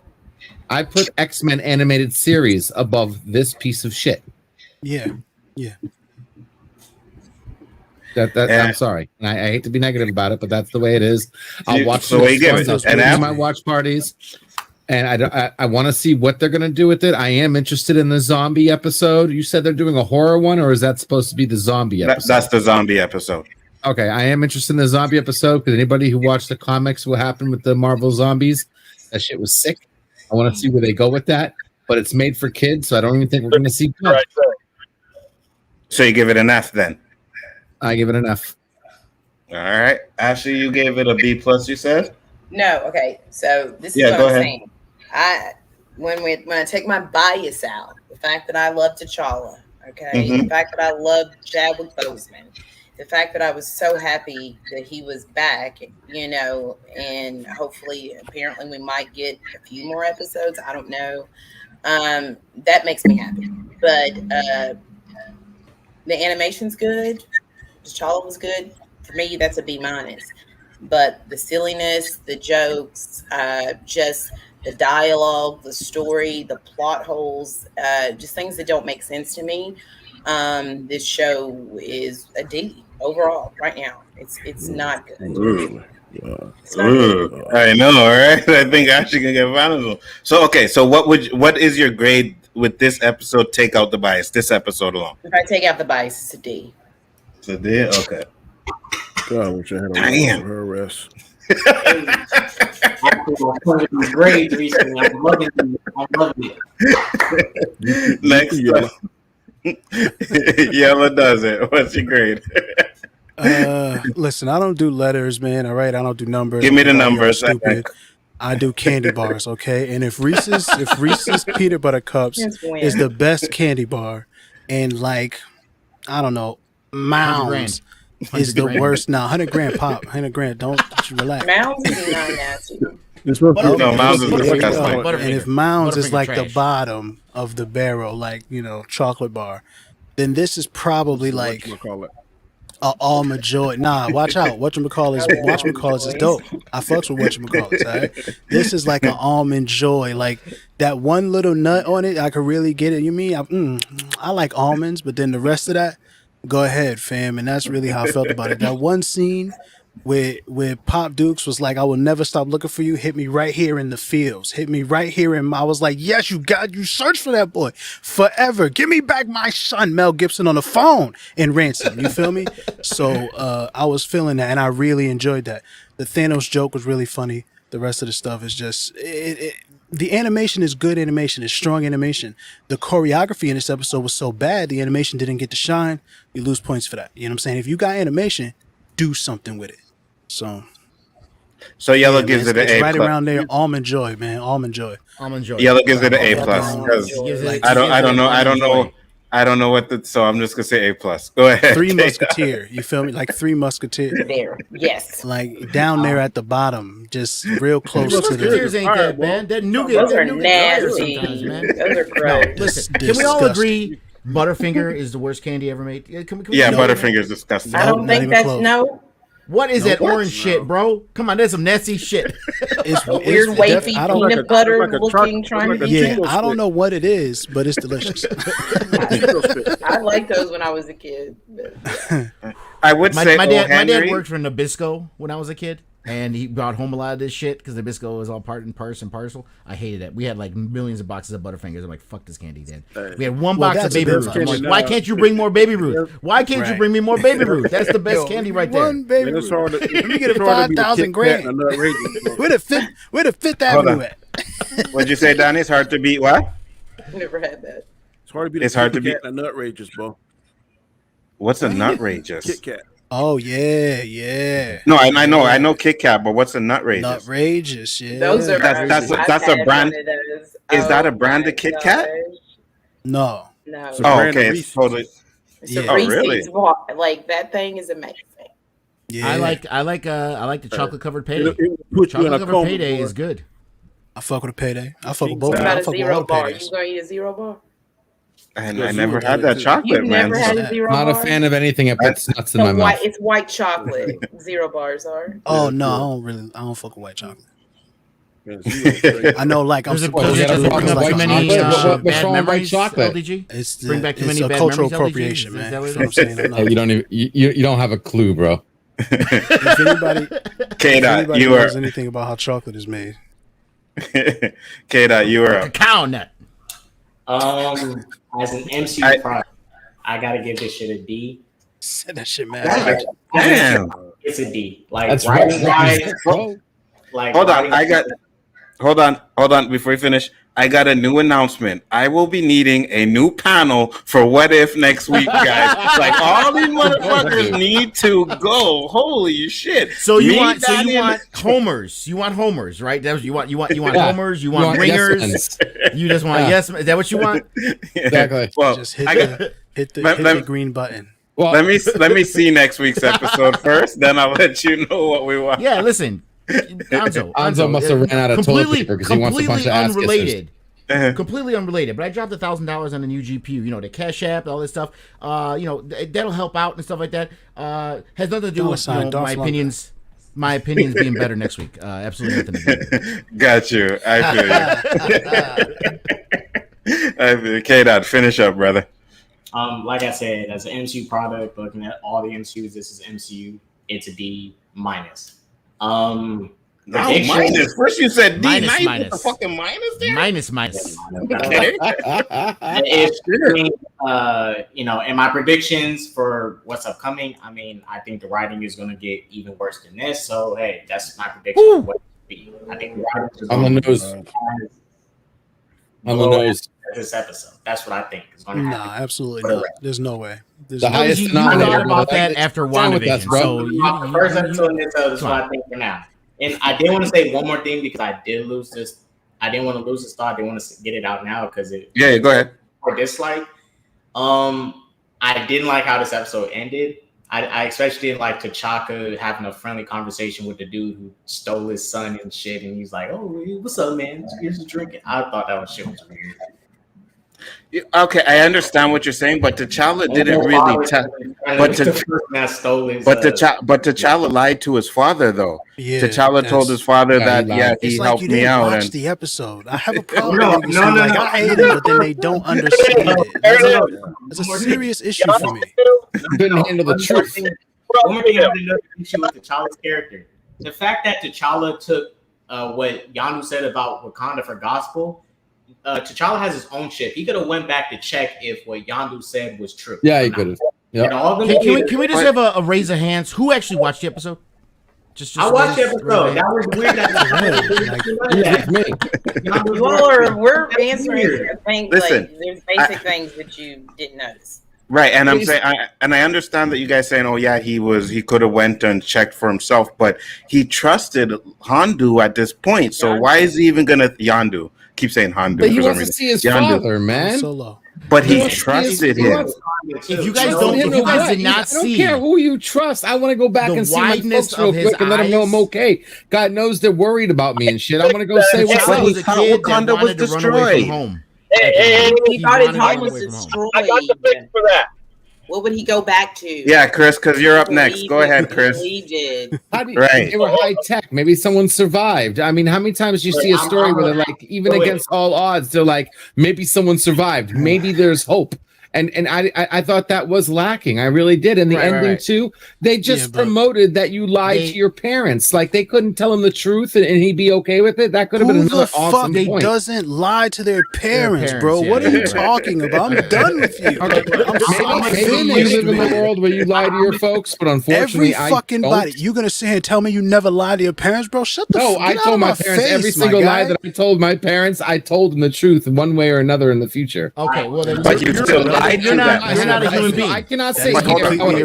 Let me say this. Irrelevant. I might not be able to say I haven't lied to my parents, but I can say there is no outstanding lie. They know everything that's happened. You don't know anything about what happened after those credits roll. Future. You don't know anything that happened after those credits roll, fam. And here we go with the what if happens next, right? Now, all I'm trying to say what is if he never told him? Could have told the truth. Hold on, guys. I want to hear what Chris has to say. Go ahead, Chris. Because that's just not lying to your parents and then. It's ridiculous. Yeah, it's ridiculous. Not about this. And we're not talking about a white lie you tell your parents, bro. This is something doesn't matter, of course, because you get older, and of course you have conversations with your Hold on, LDG. You get older and then you feel more comfortable telling your parents shit. My fucking son fucking told me that when he was like fucking 16, he used to fucking steal my fucking little spliffs and shit. And I was like, really? So obviously he wasn't gonna tell me that at 15. Yeah, right. But as he got older, he told me that shit. Right. So high, he's not 16.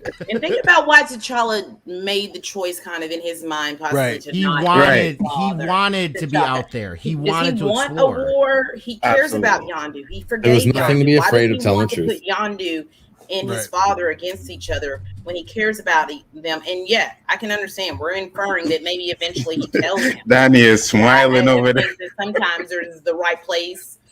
And you all know you would not be happy if your kid lied to you like that. Like, my kid came to me as an adult, told me when he was 13 he was stealing my car in the middle of the night. I don't care. No, listen, you say what you want. It's not what I'm talking about. It's not about. No, I'm not saying that. I am saying you did not like it. If you're someone that came and told you the truth when it happened, would it have been different? Would you have rather had that? Would I rather have had that if he told me when it happened? Yes, when it happened. I probably would have.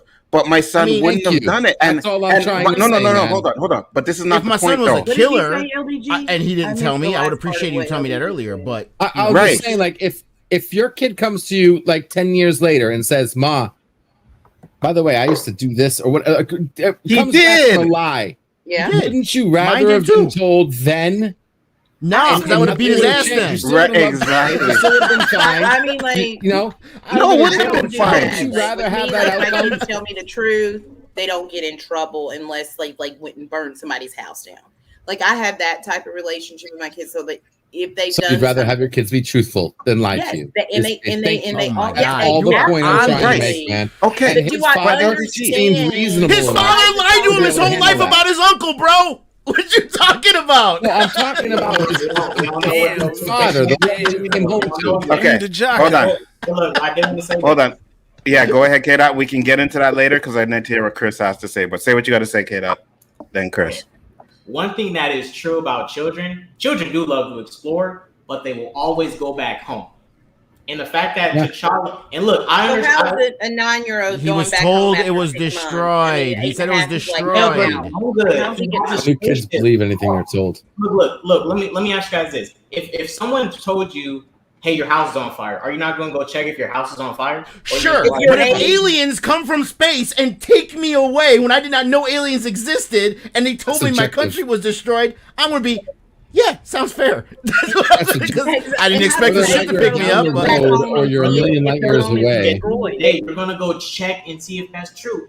But after that, That's not. he's been No one on does this. that. No one By the does that. time you're a grown man, No one does that. No one's Maybe ever as a checked child, galaxies if away to he see if was they're home, Lando. he would've. Nobody's checked. You would have to have a doubt. Things He didn't have that any people doubt. He believe believed from Yondu. when they were a child their entire lives and never checked. There's so many. Look at religion. I don't have time to play with you niggas. Like, Hold you on. imagine that everybody is the perfect person after you've watched the whole thing and saw how it could have been better after the fact. Hindsight is 20/20, fam. Right. All right. That's why that saying exists. Why This is didn't ridiculousness T'Challa now. question- I don't like the episode. This shit y'all doing?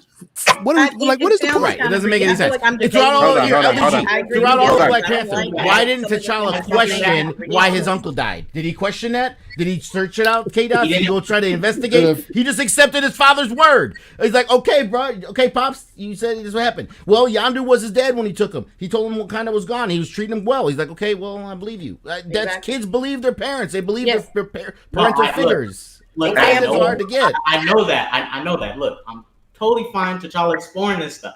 But at the end of the day, it is very weird because this is different between Peter Quill and T'Challa. Peter Quill, his mother died. He had nothing to go back to. He had no reason to go back to Earth. T'Challa had reason to go back home. He had family. He had family. I mean, yeah. I mean, he had every person of his species. Okay, hold on, guys. Go back to the place where mom hiding. All right, guys. Can I say? Hold I on, do hold want on. to say one thing really quickly. One thing, and then I want Chris to Talking go about because he's kids, still waiting. Like believing things that adults and they're the people that raise them, guardians, whether it be a parent or a guardian, tells them. I'm a 7-year-old little girl. Example. Okay, my cat at this time is gone. I get home. My mom said, "Oh yeah, you know what? Male cats, they tend to run away." Right. For 25 years of my life, I thought male cats run away. No, my cat got hit by a car and my mom didn't want to tell me. Okay. So, this is an example of a child believing what they're told. I'm now 25 years old and I find out, that's actually not what happened. Right. I didn't spurt out that information. Hold on, LDG. Hold on. LDG. Keep your thought. Keep your thought, LDG. Hold on. Chris, go ahead. Yeah, we got I want to hear Chris. All right, I'm going to say what I got to say. Please don't interrupt me, guys. I got to get it done, and I got to get some gas, and I got to get back home. So here's the deal. I give it a D+ or a C- because I get involved with the fact that Chadwick Boseman actually in this. The only reason why I get that high of a grade, because I love the fact that Chadwick Boseman was back for this. I severely think that whatever they do with Black Panther is going to sorely miss him. So I give it a higher grade than I would if he wasn't involved in it in any way. And that's solely because that's out of respect for him. So here's how you fix this really quick. Yondu, I want to go back. Okay, let's go back. You go, and just about the time they're getting to Earth, Ego goes to either kill Peter Quill or take Peter Quill, and in the process, as Yondu is taking T'Challa back, they witness T'Challa at 16, let's say, witnesses Earth destroyed. Okay. I mean, He that's one way to then do it.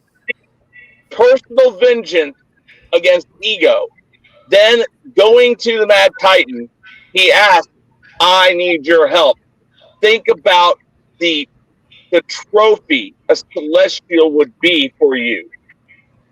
Let's go get him. You change a character fundamentally. He becomes about to the Mad Titan. Thanos wants the trophy of Ego. Yeah. If you want to stick with how Thanos was, he was about stature. What did he do? What has he done?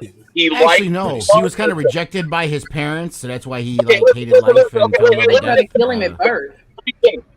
All right. So, anyways, you get Thanos in on that. You change him about some sort of retribution or seeking vengeance out, kind of like how he was in Civil War, and you give us something a lot different that has some weight to it. And I think that fixes a lot of the problems. Now, I think the problem is that Manga's right when he says that they didn't want to do that because a lot of the problem is Manga's right. Someone clip that. Someone clip that, please. Oh, God. Clip that for me. No. But he's right when he says that they probably did a lot of this after the fact. So they're like, well, we can't do anything that's Maybe. It's going to change his character to be something that makes people look down on the character or something. And I guess I see that, but man, just go with it. There's nothing you're going to do to change the fact that, Chadwick Boseman's gone. There's nothing you're going to do to get him back unless you use CGI. I mean, but I agree. I agree that the story you proposed is a more interesting story. Absolutely. But that's what I would have done. And I mean, they fumbled on this one. Even worse, like I didn't hate the first one. I just don't think the first one's really a what if. I didn't hate it though so badly. This one, I literally is sitting there going, "Oh my God, please let this end." And then they get to almost the most portal ending, showing Ego. It's like, oh my God, there we go. But now you're just going to end it. Anyway, where was he working? Dairy Queen, I want to say something like that. Yeah. Oh yeah, my God, that was so funny. By the way, hey, you bum. His mom worked at Dairy Queen, didn't he? Yep. Yeah. All right, Anzo, I gotta run. I gotta get this. I gotta put gas in my car and stuff. Shout your channel real quick, Chris, before you go. Real Review 3000. Find me on Twitch right now. Try to help me out. Follow me there. Just look up the Real Review 3000 on Twitch. And it's in the description. Yeah, cool, good man. Thank you, guys. You guys are awesome. I do hope that for more for this show.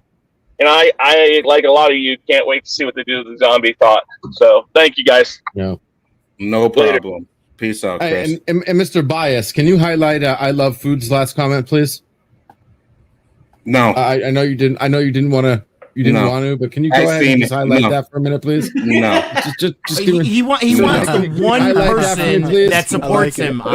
Give him the one person that supports him. Just give him that much. Yo, I like that energy.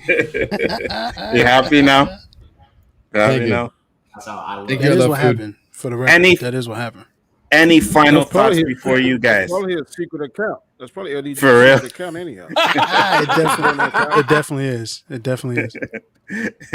Any final thoughts? Anybody has anything else to say before we close this bad boy down? There absolutely will be like amazing episodes coming up. This is not. I don't like this episode. And the fact that Chadwick Boseman was in it doesn't really change any of that for me. Like I love Chadwick Boseman every time he does stuff. Everything that he's done, I liked, except this. That's it. Cool. Anybody else? LDG, now's your chance if you have anything to say. No, I mean, as far as the Chadwick thing is concerned, man. Oh, Danny does. Okay. It was a great thing for Chadwick Boseman. You can't control an actor, can't control what the plot's about or the writing or anything like that. So as far as what he did, I salute him. It was great work. The acting was awesome. It touched me and whatnot. It's just the episode sucked, but he couldn't do anything about that. Oh, I forgot to give my grade. My bad. I'm going with Danny. I'm giving it a B+. That's my grade. Beautiful. Typical. All right. Danny has Danny wanted to get his. Yes, sir. Danny, go ahead. I can't believe this, but I'm actually agreeing with what Yellow said, and I think there will be much better episodes in this series. I can't believe this. So we could sit back and watch. So that was there. Didn't we both like Captain Carter last week? Yo, why are you attacking me now? Damn. No, I'm not attacking you. I just thought you would have liked my this. fault. That's all, bro. No, I wanted to. I desperately wanted to. Bruh, I liked it too. He was making literally a notepad of everything I was saying. Come on, man. I mean, it's fucking fly, get the fuck out of here. It's going to get worse. Ooh. One thing I have. I think that by the time we get to the zombies, it's going to be so ridiculous. It's going to be the most kiddiest version. It's just, to me, I believe the next episode is just going to be more the same. I don't, like, for me personally, I don't think the I'm not show's even getting caring any about the better. zombie I episode, think to be honest with you. progressively it's just going to be just this. And the reason why I'm watching it is because it's themed to you and because I talk about it. I don't care about will fuck you up! I think you're right that it's just going to be this person's now this person. I think you're right about that, but I do think we're going to get more interesting stories moving forward. Absolutely. And Danny, finish it. Oh, sorry. The one episode where we might see a new version of like these people that come and save the Battle of New York. When we see like a new maybe a team there, that might be the only one, but I just don't think it's going to get any. Can we comment on this? Listen, guys. Everyone keeps thinking it's her hair because she did the whole thing and it grew. Guys, it was her battle helmet from when she was. It was her battle helmet that she used during the wars with that Odin sent her on. It's a battle helmet, guys. Now it's magical. That magically she appears. Magically harnesses, but it's not her hair. That it's magically a legit appears. helmet. Okay, whatever She can't take it off. whatever. She can't take it off. Whatever. Doesn't fall off. Whatever. Just because it magically appears doesn't mean it magically disappears and is gone from the universe. It could just miniaturize. It could just hide. It could miniaturize. Wait a minute. We watched miniature One at a time. One at a time. One at a of time. Tony Stark's chest to make an outfit. What the fuck are we talking about here right now? What are we talking about here right now? Honey, I shrunk the fucking Thor's helmet. No, I'm telling you that there are a million and one reasons of why it could still be a helmet to oppose your one dumb reason of why it isn't. That's what I'm trying to say. She does this. Summon the helmet. Okay. Just like Thanos, like Thor. Saying it's her hair is dumber than it's miniaturized. It's that simple. Loki Loki literally hold makes on. daggers Hold on. out of nothing. I want Danny to finish what he was saying. Go ahead, Danny. What it look like? Oh, I'm just saying that the reason why I have to keep notes because very intelligent, smart individuals. I have to keep my thoughts on track. So that's why I keep notes. It was a joke. Especially like you longer. Danny. It was a joke. It was a joke. Got a whole file full of Lungisms. Yes. Next week she's gonna come out with that accordion folder. It's just gonna Say when you did express yourself, I'm expressing myself. Hey, if you got 9 people on the panel at one time, I can't keep track of all that shit. So that's why I keep notes. That's what I mean. I understand. It was just a joke, my friend. Just a joke. 50-year-old brain, bro. 50-year-old brain. Oh, I feel you. I'm more than you. Getting there. It's okay. We're cool. Oh yeah, LDG is easy to pick on though. Okay, so anybody going off on K-Dots shit that I've never heard of though. I am giving 2 more minutes for anybody to. Oh, what are you saying, Danny? I said, what are you saying, Danny? Shit, I never heard that shit she was talking about with the helmet. Me neither. Knives you were saying? What do you call them? No, what do you call it? The necro swords. She does this to summon the helmet. I've never heard. The helmet I've never heard also of that shit then before. that's how she. They said it in the episode. They said the necro sword in the episode, didn't they? Didn't they say that? No. I gotta. They do. Elitist goes, but that's how nanotechnology actually works, Lunga. We'll get to that's how magic. What do you mean by actually? That's how magic works. How about that? In the that's comments, how magic works. and that's how it works in the comments. That's how magic works. But also her summoning that. I don't understand. This is her. That's her motion. what is It's her flair. Like I just said, it's just a basic thing. It's not that. This is my flair. Yeah. All the space, bro. Classic, son. It's classic. All right, so you guys have one more minute to discuss anything you want to discuss, or we are going to go through our channels. Anybody else? Anything else to say? Great. It was a great show. I appreciate everybody that came on. We're gonna go through our panel. We're gonna go through the panel. Jesus Christ. All right. We're gonna go. I'll do it for you. Listen, everybody, man. This is the moment in the episode where everybody gets to shout out and plug their personal stuff so that you can all follow and support them as well. If you like what LDG is saying, go follow him when he tells himself. If you like what the widow is saying, go follow her. You support her. You feel that's what Anzo was trying. You good? You got it now? I'm installing for you. You good? All right. You're good. Danny, talk to the people, Yellow. sir. I'm Danny Graham, aka Comic Chat, tomorrow night. Monday nights, 9 p.m. Eastern Standard Time. My show is a Chaotic Conversation. First show of the week from the Chaos Central. Ozo's Chris is on Wednesdays. Please check us out. If you haven't checked us out, haven't subbed, please do so. Your subs are wanted, needed, much supported. To all the other channels, everybody on this panel has good content. So if you haven't subscribed to them, please do so. Thanks again for the invite, Ozo.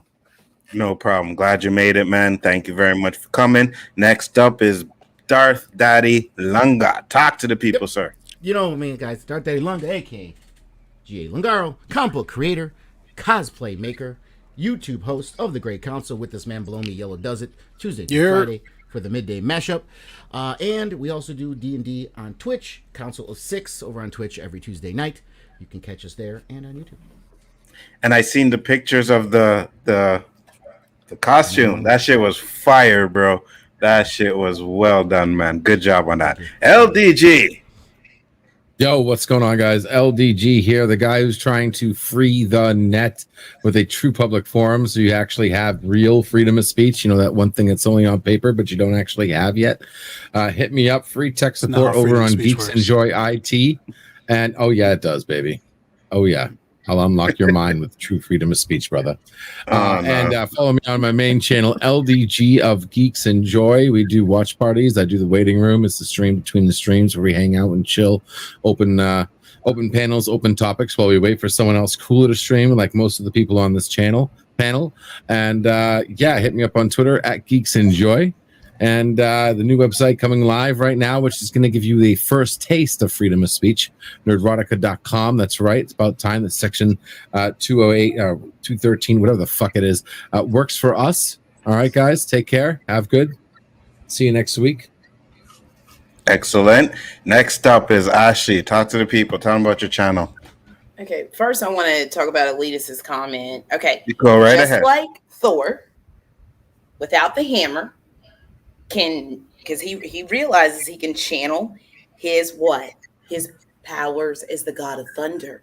Are you the god of hammers? God damn it. Okay, but this harnesses her power and she summons it, so it absolutely makes sense.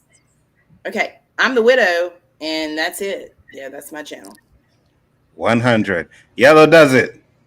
Yeah, man, you already know where I'm at, man. Yellow Does It, a.k.a. No W, a.k.a. Yes, my name's a color, a.k.a. the Grump God. You can find me at Yellow Does It. You can find me on the Great Council. And way too often, you can find me right here on Biggerfoot Entertainment. And that's what this is about. Biggerfoot Entertainment bringing you this high-quality content with these esteemed guests, giving you the different various type of perspectives, almost like a multiverse of perspectives about what the fuck is going on. And just like what if some makes sense? Elise, we're gonna talk about this later. Yet he said a little bit too much, but I get it. It's okay, bro. But K-Dot, you are up. Talk to the people. Everybody, get off the phone with Maddie, yo. Real. Damn. Nah, man, do your thing, man. Do your thing. Set your night up, bro. Ain't no shame in that game. Do what you gotta do. Go ahead. But everyone, I am SJK. I'm here. You'll find me there. I just dropped a comic book review today, and I also talked about LaMelo Ball and some other situations going on. But check out my channel. You're gonna find a whole bunch of stuff there. Absolutely. And everybody's channel is in the description box below. You guys know who it is. Big Up For It Entertainment. We will see y'all next week for the next roundtable. Hopefully we'll have more panelists liking the episode, because even though we don't want no echo chambers, yeah, we still want some more fucking echo chambers up in here. With that being said, you want biased panelists. peace, love, and hair grease, guys. We out.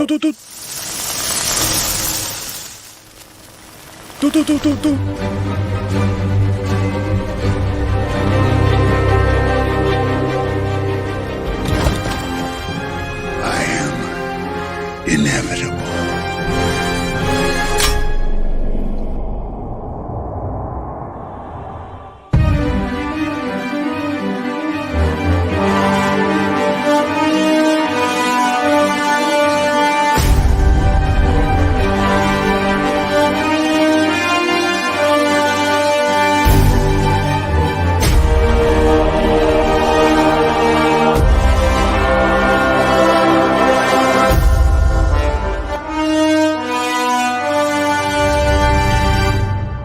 Follow me and ponder the question, what if?